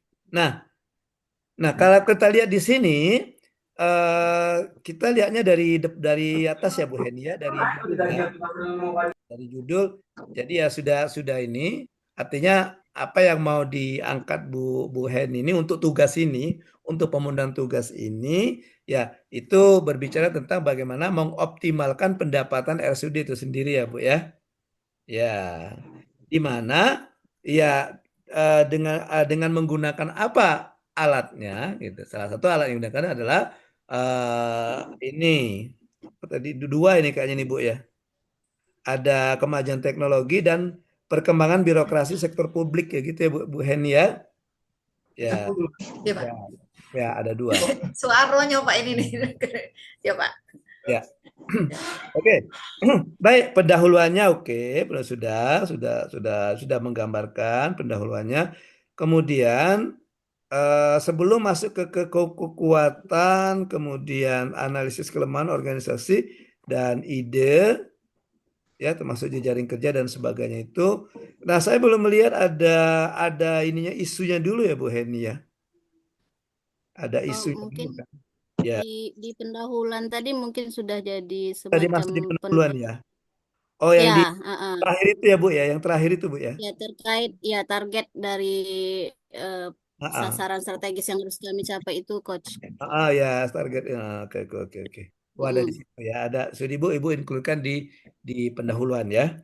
Oke. Ya, ya, Dan topik yang ibu ambil ini ya itu tadi memang sudah sesuai dengan ini tadi ya tusi ibu sebagai kabak keuangan tadi ya. Oke, sebagai ya, kabak keuangan. Baik. Kemudian di situ ada kekuatan, kemudian ada kelemahan, dan juga ada cuma dua kekuatan kelemahannya ya. Oke. Nah sekarang yang kekuatan yang mana yang Ibu gunakan atau untuk menutupi kelemahan yang mana gitu. Dengan adanya apa yang Ibu rencanakan ini misalnya ya. Oke. Ibu menguatkan yang mana untuk menutupi kelemahan yang mana menurut Ibu Heni? Ya. Kalau kekuatan itu sebenarnya dari layanan kesehatan yang kami berikan itu, Coach, mungkin bisa nanti untuk menutupi kelemahan dengan teknologi informasi itu, Dok. Dok Oh, lagi. oke. Kurangnya Nah, penggunaan teknologi terkini. Biasa sama dokter. Mirip dokter Pak Aril. biasanya ke dokter. Iya. Enggak, bukan dokter. Kalau Pak Aril tuh Iya, dokter. coach. Iya, maaf. Oh, Kalau lah ngomong rumah sakit tuh seringnya dok gitu. ya, yang nggak konsultasi dokter. Ya, Dokter. Iya, ini kan dokter lebih lagi. Kalau ya. sekarang dokter. Ya, kalau saya nggak bisa nyuntik, saya bisanya ngajar. Iya, iya, iya, Pak. Nggak Iya, bisa coach. ya itu bedanya dokter dengan dokter dengan dokter ya. Iya, oke. Ya, jadi untuk menutupi kekurangan penggunaan teknologi ini dengan memanfaatkan pelayanan tadi ya Bu Dewi ya, Bu Anu ya, Bu Heni ya. Ya, Bulan ya. layanan yang diberikan. Nah, artinya strategi yang Ibu gunakan adalah meningkatkan lagi, gitu ya, meningkatkan lagi pelayanan yang diberikan, oke kan? Itu kan meningkatkan lagi pelayanan kesehatan yang diberikan dengan memanfaatkan penggunaan teknologi terkini gitu ya. Ya, Ya, memaksimalkan gitu ya, ya coach. memaksimalkan. Nah, Mm-mm. kalau ditanya, kenapa kok kayaknya tidak sesuai dengan tusi Bu Heni di keuangan? Kan judul Bu Heni adalah pengoptimalan pendapatan. Nah, jadi yang seperti katakan Pak Firman tadi kan Pak Firman ada bicara jangka pendek, jangka menengah, jangka panjang kan? Nah, dengan menggunakan teknologi diharapkan nanti layanan menjadi lebih unggul. Nah, dengan adanya keunggulan layanan ini kan bisa meningkatkan pendapatan ke situ. Artinya ke jangka panjangnya yang Bu Heni ini kan Bu Heni ya? Ya kan Bu Heni ya? Tapi gini coach, bukan bukan Bukan gitu. membela dok, itu Dok coach. lagi. Tapi ini maksudnya pemanfaatan teknologi ini kami kan sekarang kan ada SIM RS itu coach. Nah pemanfaatan kami itu kan belum maksimal dalam arti saat misalnya kami mengajukan klaim BPJS Kesehatan misalnya, jadi para pengguna user dari SIM RS ini khususnya yang di layanan kesehatannya para dokter, para perawat itu mereka nggak mengisi full apa yang ada tertera dalam menu sistem informasi itu dok. Dok lagi coach. Oh, Jadi akibatnya akibatnya dari ketidak eh, disiplinnya mereka memanfaatkan teknologi itu, ya, jadi SIM. saat teman-teman di bawah yang mengajukan klaim itu jadi tidak maksimal. Jadi dari sekian misalnya, dari sekian pasien yang kami layani hanya 60% misalnya yang baru bisa diklaim. Kenapa? Karena mereka belum melengkapi pengisian yang ada dalam SIM RS. Jadi tidak bisa diklaim. Sehingga misalnya nilai pendapatan yang masuk di bulan tersebut itu tidak seharusnya gitu, Coach. Oh, jadi larinya ke ini. Bukan ke layanan langsung ke pasien ya. Ya, Bu ya. Bukan, bukan, Ya, Coach. Ya, sepertinya jadi ke kami sudah disediakan sarana untuk merekap semua ya. kegiatan-kegiatan terkait layanan yang akan nantinya akan dijadikan sebagai bahan klaim ke pihak BPJS misalnya, tapi itu tidak dimanfaatkan penuh. Akibatnya kan rugi tanda kutip bagi rumah sakit Jadi yang eh, sumber daya yang ada yang di melayani tapi tidak dibayar dengan yang seharusnya gitu. Jadi sumber yang di sana tuh tidak memanfaatkan. Makanya Ibu tadi bilang kurangnya penggunaan IT tadi ya Bu ya. Ya, Iya, SDM yang di sana ada itu tapi tidak dimanfaatkan. tidak Kurang dimanfaatkan. pemanfaatan. Sehingga ketika Belum bisa sepenuhnya itu memberikan kalimatnya. pelayanan, yang kata Ibu klaim tadi ya, enggak ya? Iya, baliknya ke klaim kami gitu kan, Coach. Ya, Jadi betul. eh, hasil evaluasi BPJS juga mereka sebenarnya secara pihak pembayar mereka sudah mengingatkan kami, oh ini kenapa cuma 60, kenapa cuma 70, paling tinggi itu 70 coach dari target yang seharusnya 100% lah ya, atau 90% setiap bulan. Nah, itu akibatnya kan akhirnya ya balik-balik ke pendapatan RSUD gitu, Ya, nggak sesuai betul. target. Ujung-ujungnya ke situ kan.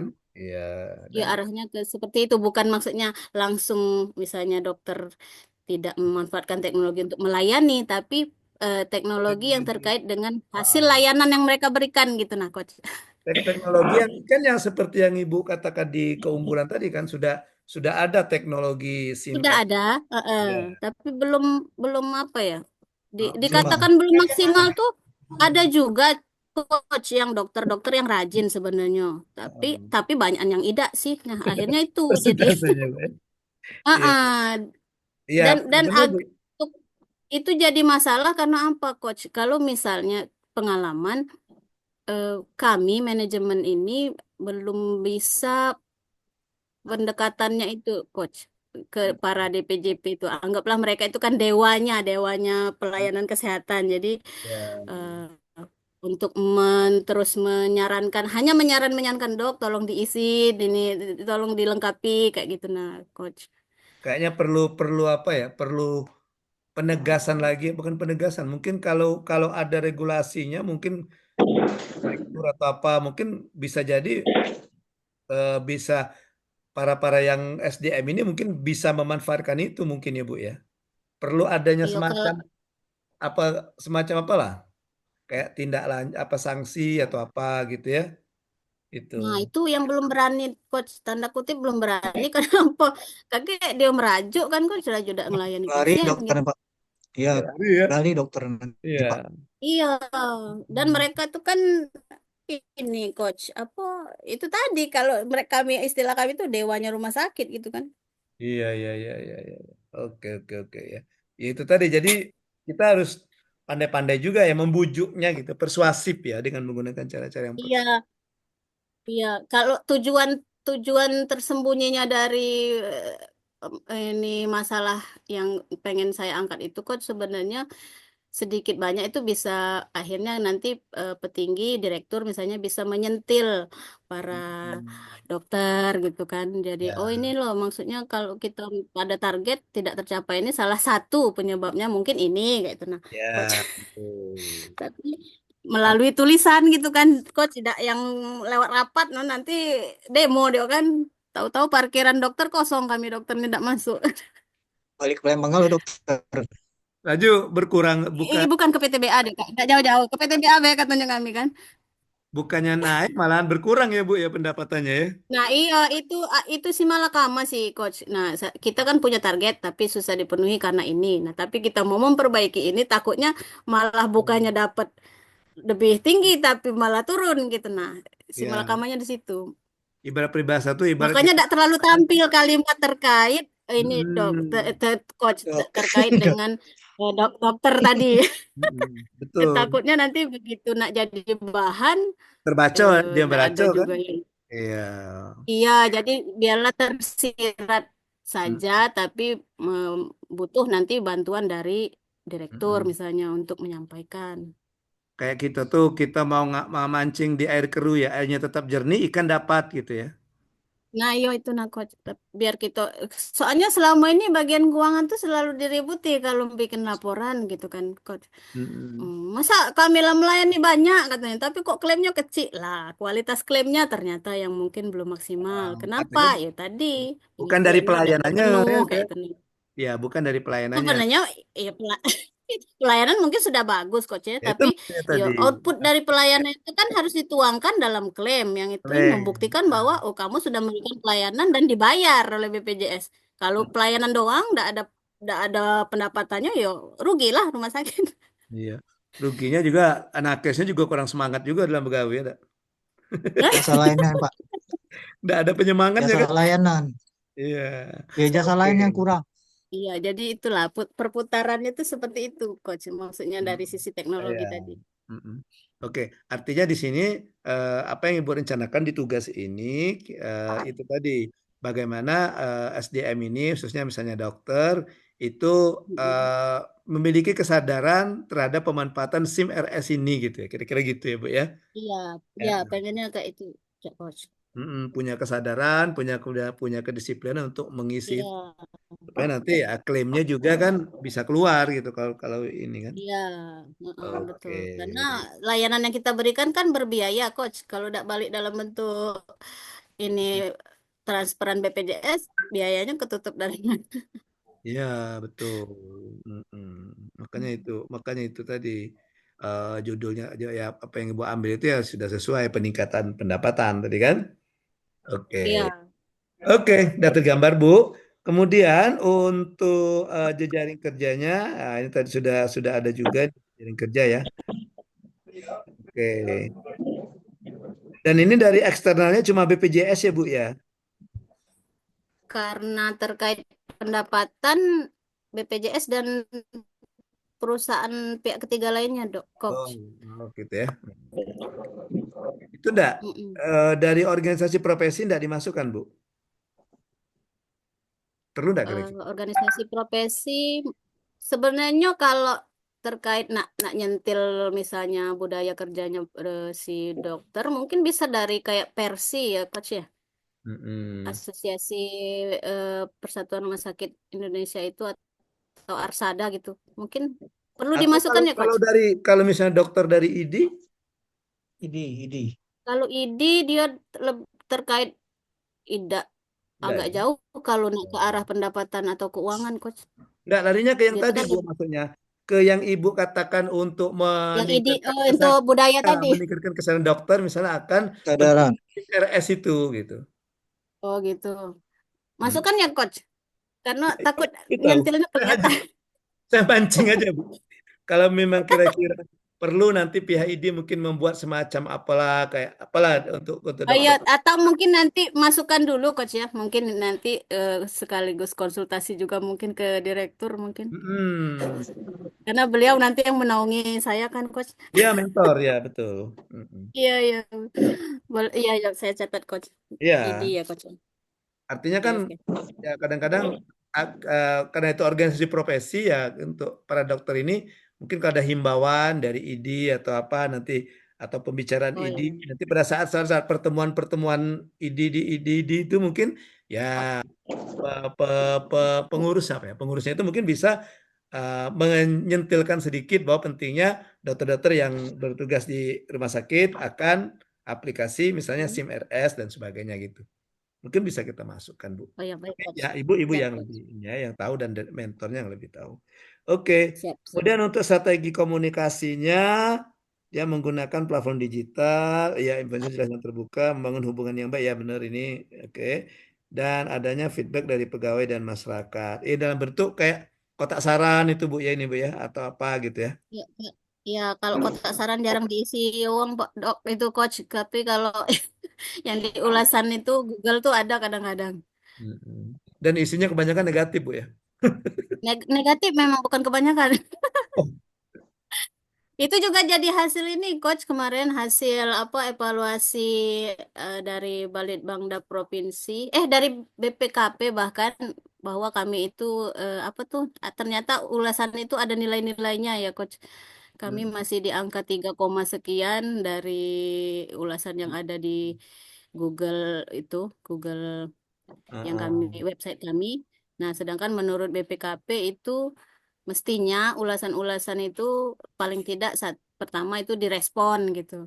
Oh, oh. Kalau paling dengan ucapan terima kasih dan sebagainya atau kalau bisa dijawab sesuai dengan keluhan yang disampaikan. Kami kemarin masih masih Itu larinya ke rendah akreditasi ya, nilainya. Bu ya. Apa? Ke akreditasi nanti ulasan-ulasan itu. Bukan. Kalau kemarin bagian dari review akreditasi juga. Hmm. Oke. Mm-mm. Oke Tapi lah, Bu. yang benar-benar menilai kemarin BPKP. Ya. Oke lah. Jadi di sini ada strategi komunikasinya ada, ya. Oke. Untuk strategi komunikasi mungkin bisa diperjelaskan lagi. Komunikasi itu kan ada Mm-mm. komunikasi yang banyak, ada beberapa strategi kan. Misalnya apakah menggunakan seperti kata saya tadi persuasif dan sebagainya itu tadi Bu ya. Oh, Oke. baik. Baik. Baik, terima kasih Bu Heni sudah tergambar itu ada isunya sudah dimasukkan di latar belakang tadi, kemudian sudah ada analisis kelemahan dan kekuatannya untuk menentukan strategi dan ketika melaksanakan strategi juga ada strategi komunikasi yang digunakan beserta pihak-pihak yang terlibat atau stakeholder yang terlibat dalam rencana ini gitu, ya. Oke. Baik untuk Bu Heni Kristiana, mari sama-sama kita kasih tepuk salut. Salut, salut, salut, salut, salut. Gimana Bapak Ibu masih ada waktu? Masih ada yang mau tampil?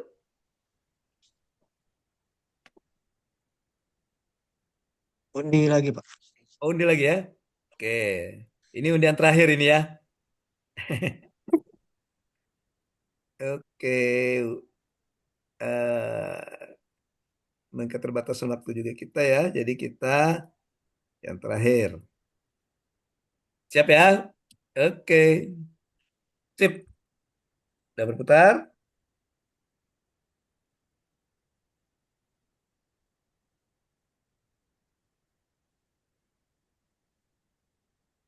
Pak Dedi. Dari Pak Dedi memang belum kan? Belum. Iya, ya. Silakan Pak Dedi.Det. Siap. Dibantu pakai HP Pak suaranya. Boleh Pak, boleh. Iya. Iya.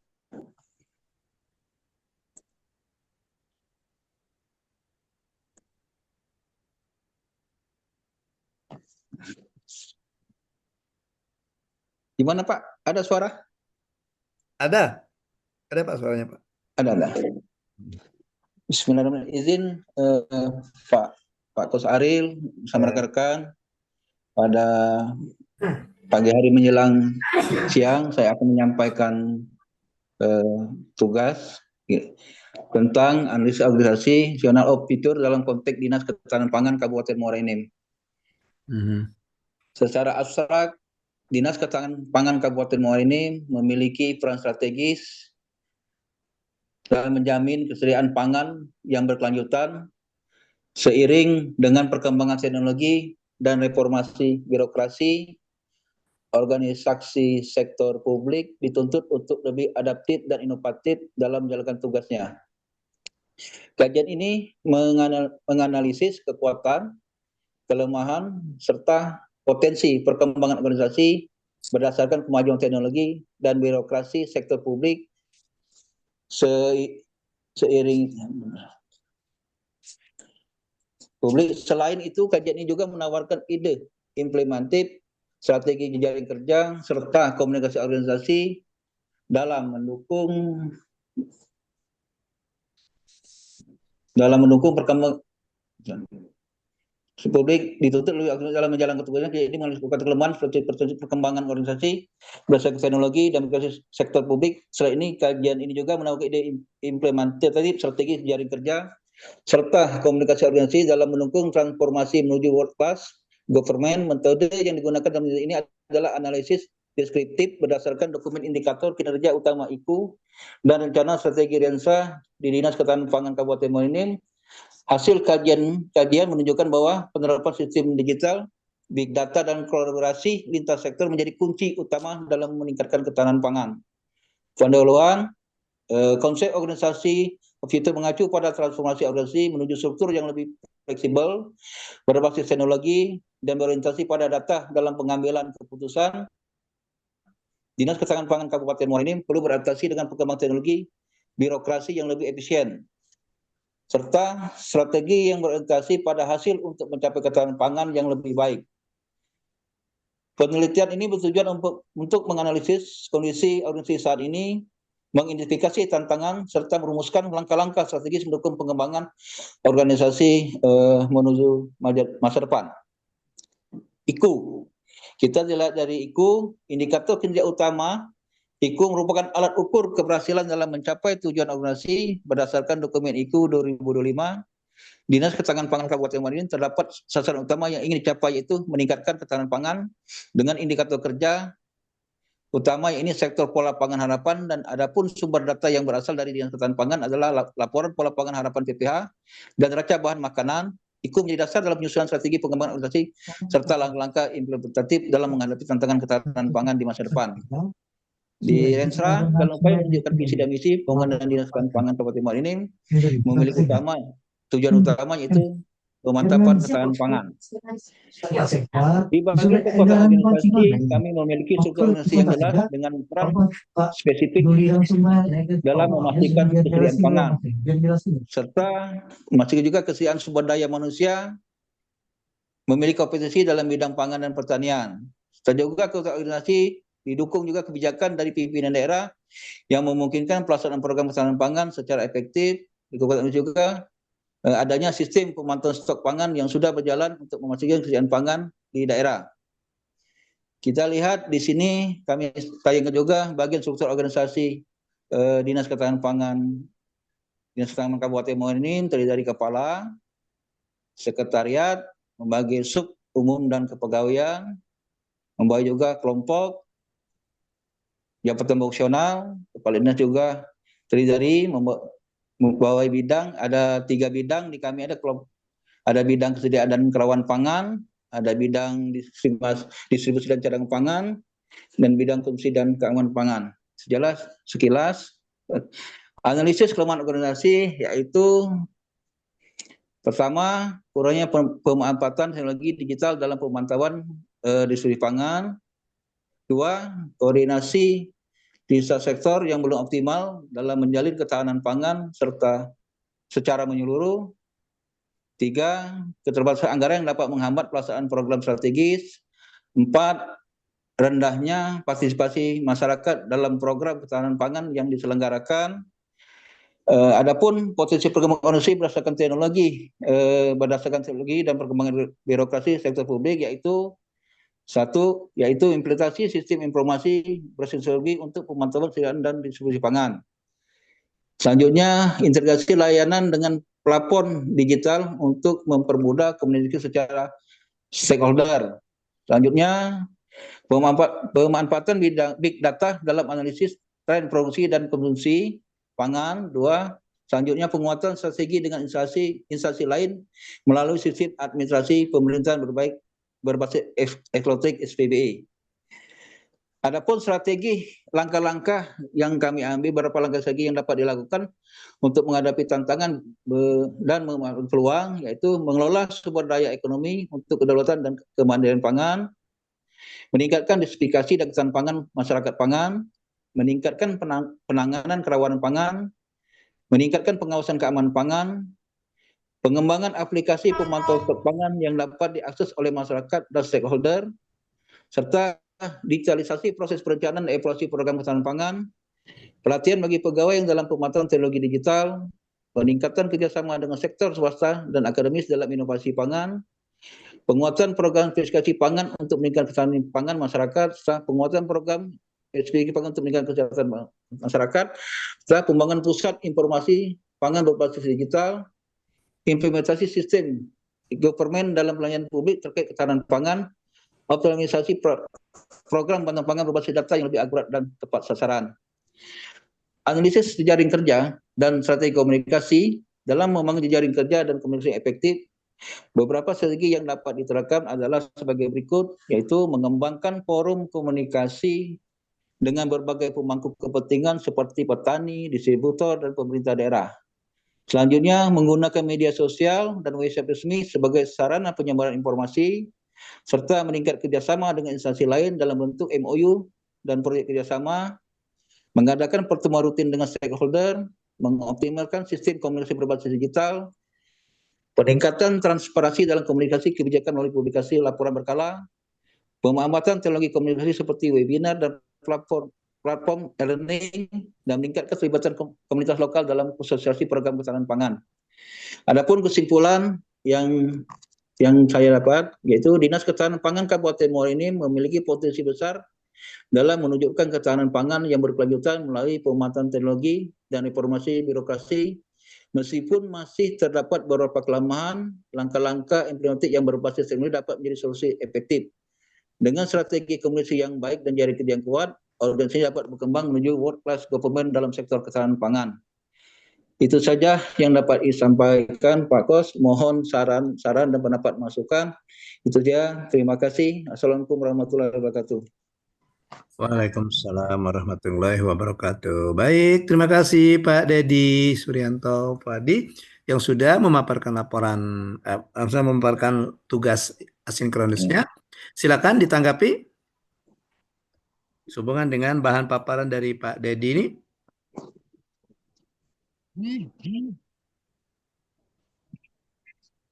Pak.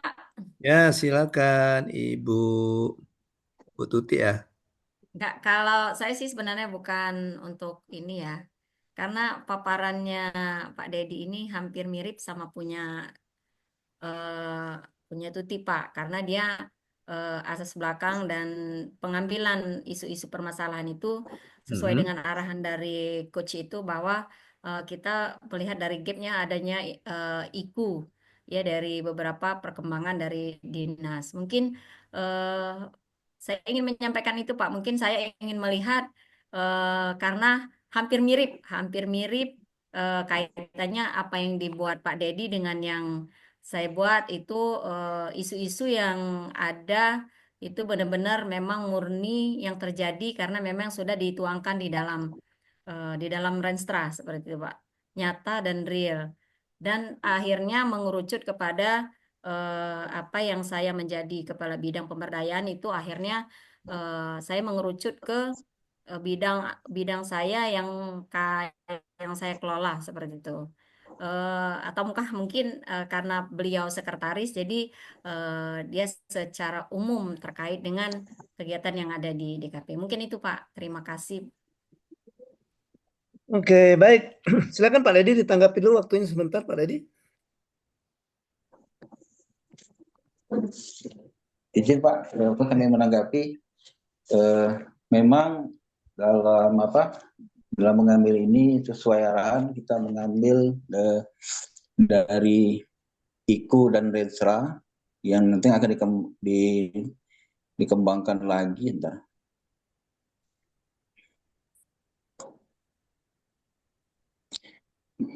Yang akan sebagai suatu kekuatan organisasi.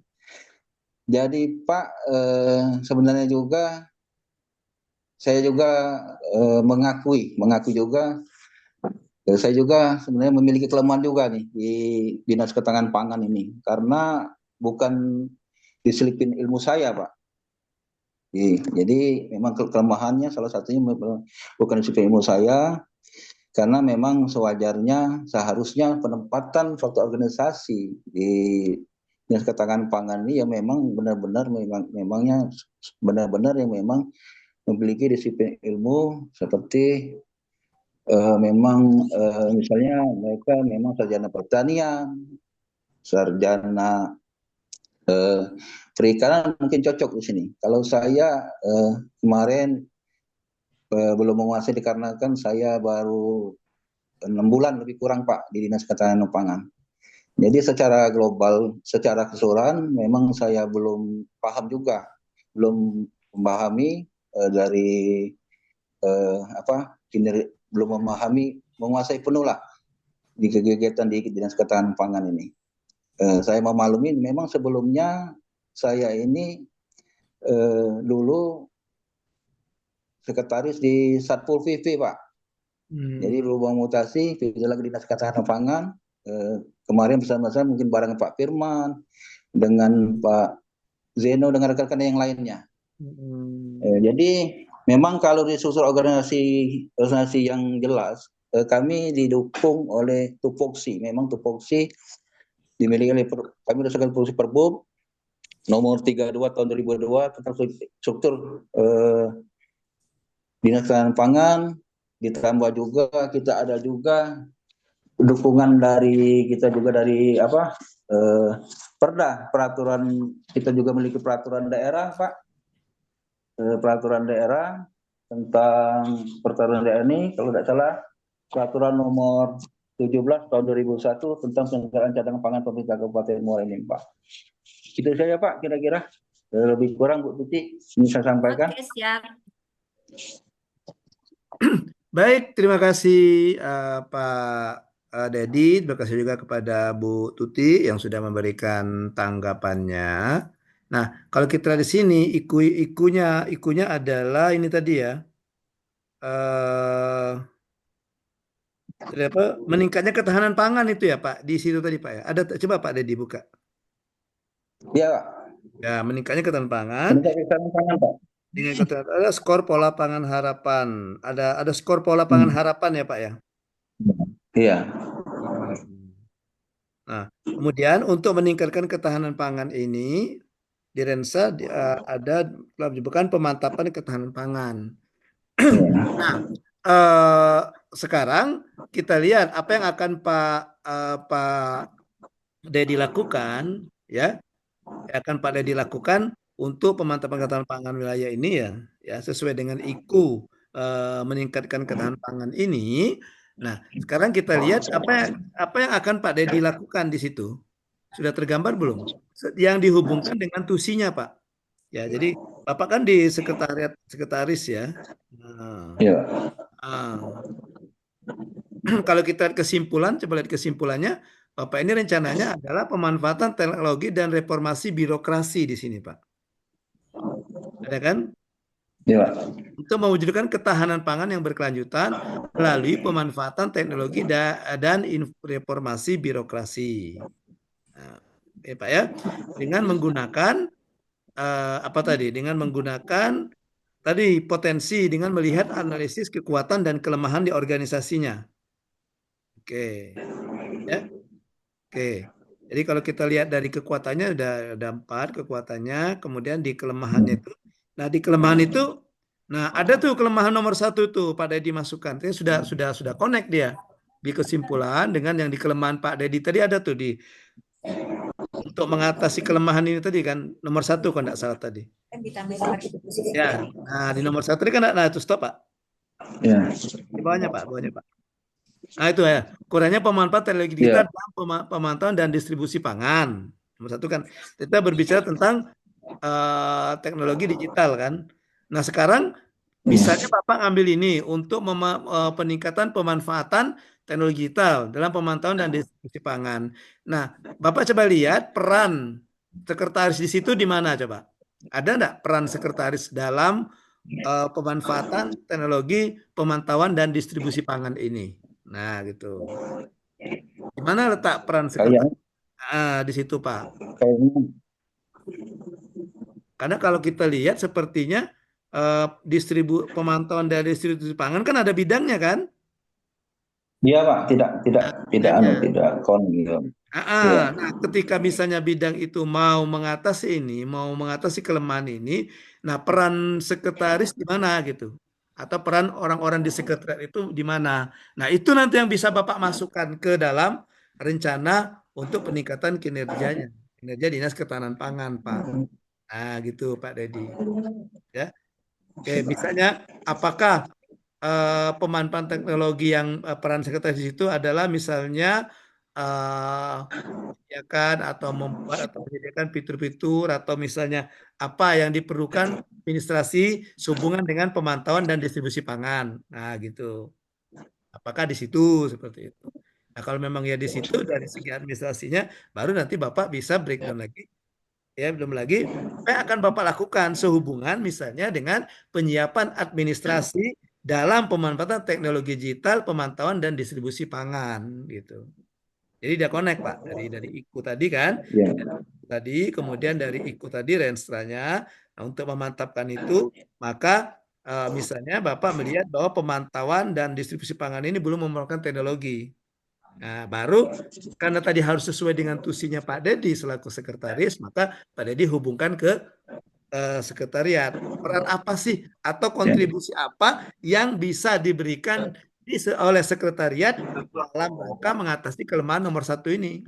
Ah, gitu. Gitu Pak Dedi. Ya, nanti masuk dia ke situ. Artinya Pak Dedi tidak mengambil tusi bidang pemantauan dan distribusi pangan, tapi Pak Dedi berkontribusi terhadap bidang ini gitu. Ya sama lah seperti yang Pak Firman tadi kan di sekretariat kan banyak. Nah Pak Firman mengambil kontribusi perencanaan pengembangan peningkatan kinerjanya, kontribusinya terhadap kinerja pegawai. Nah pegawai kan. Jadi atau yang seperti yang Bu ini tadi kan Bu Heni tadi khusus pada pendapatan. Nah, tadi kan ada tadi seperti yang Bu Heni menyentil juga masalah pelayanan. Karena pelayanan juga katanya bukan apa yang SIM RS tadi. Karena itu juga berhubungan dengan pendapatan. Nah, bagian keuangan seperti itu. Oke Pak Dedi. Tapi dari segi secara keseluruhan sudah bagus Pak Dedi, sudah ada ininya. Tinggal nanti ruhnya dipertajam lagi.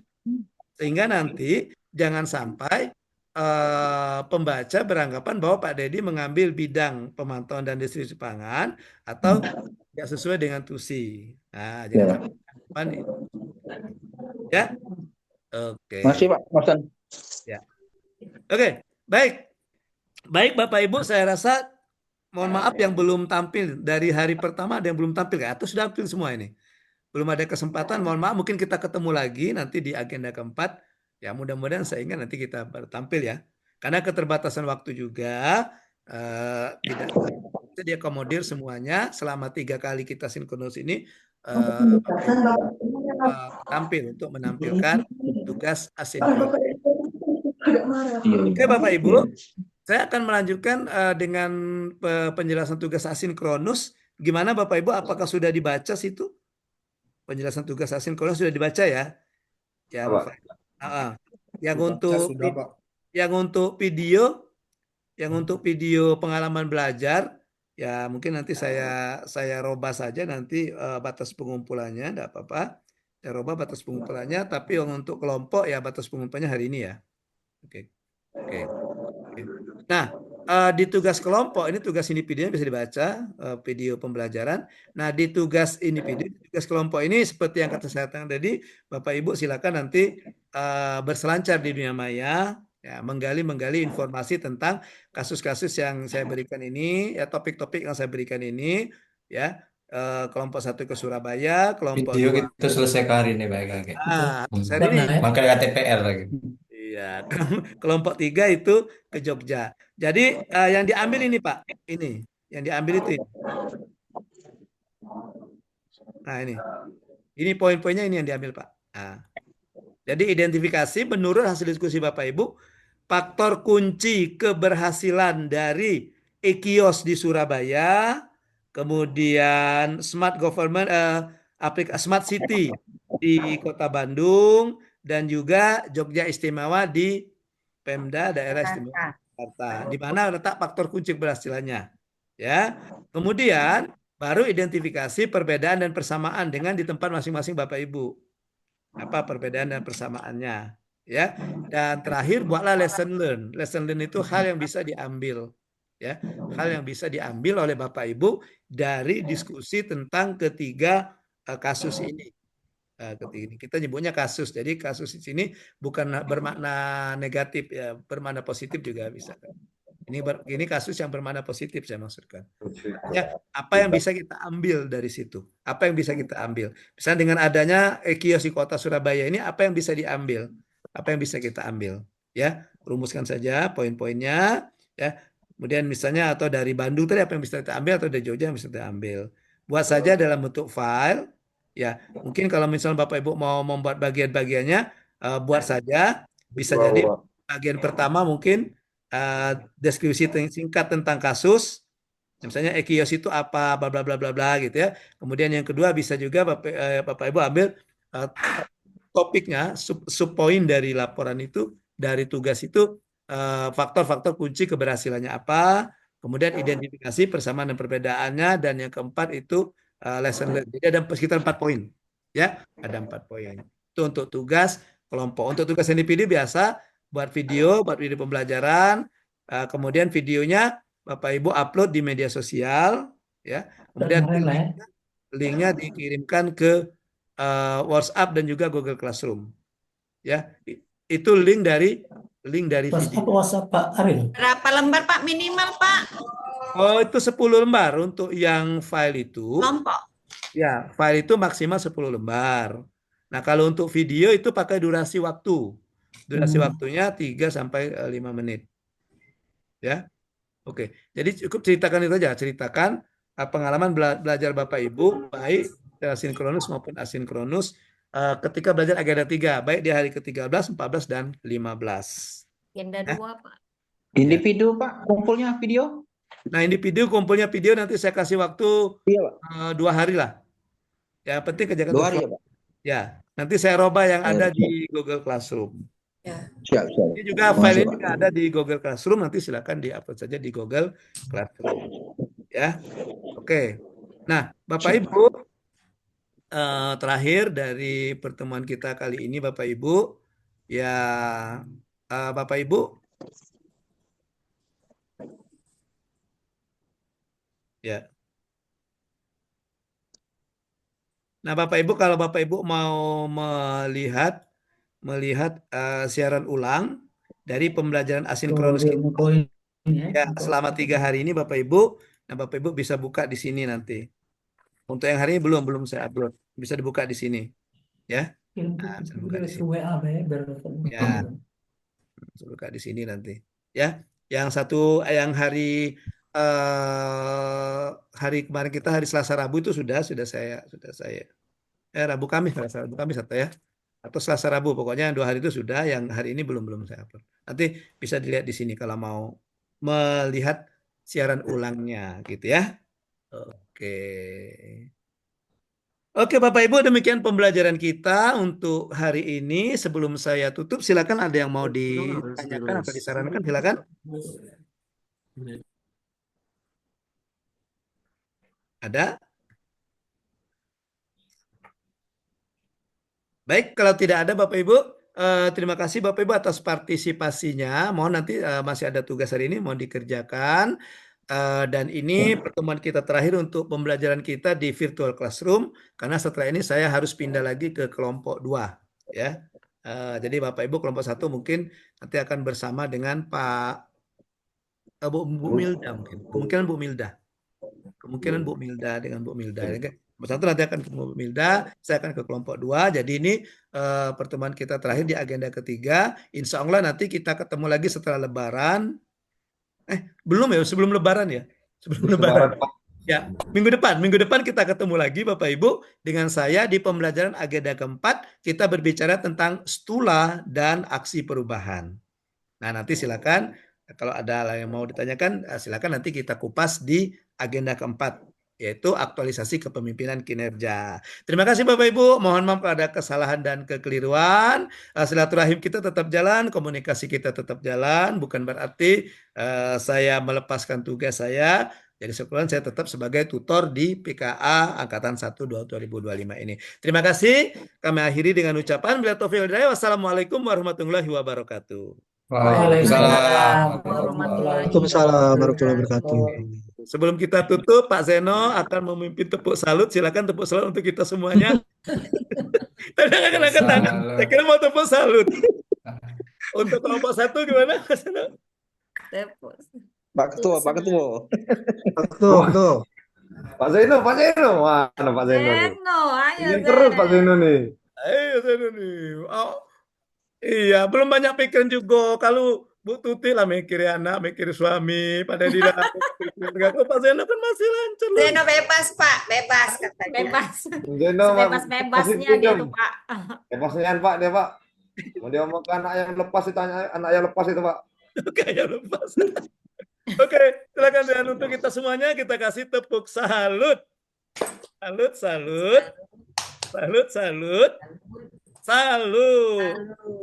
Oke. Thank you. Assalamualaikum warahmatullahi wabarakatuh. Bye bye. Waalaikumsalam warahmatullahi Warahmatullahi wabarakatuh.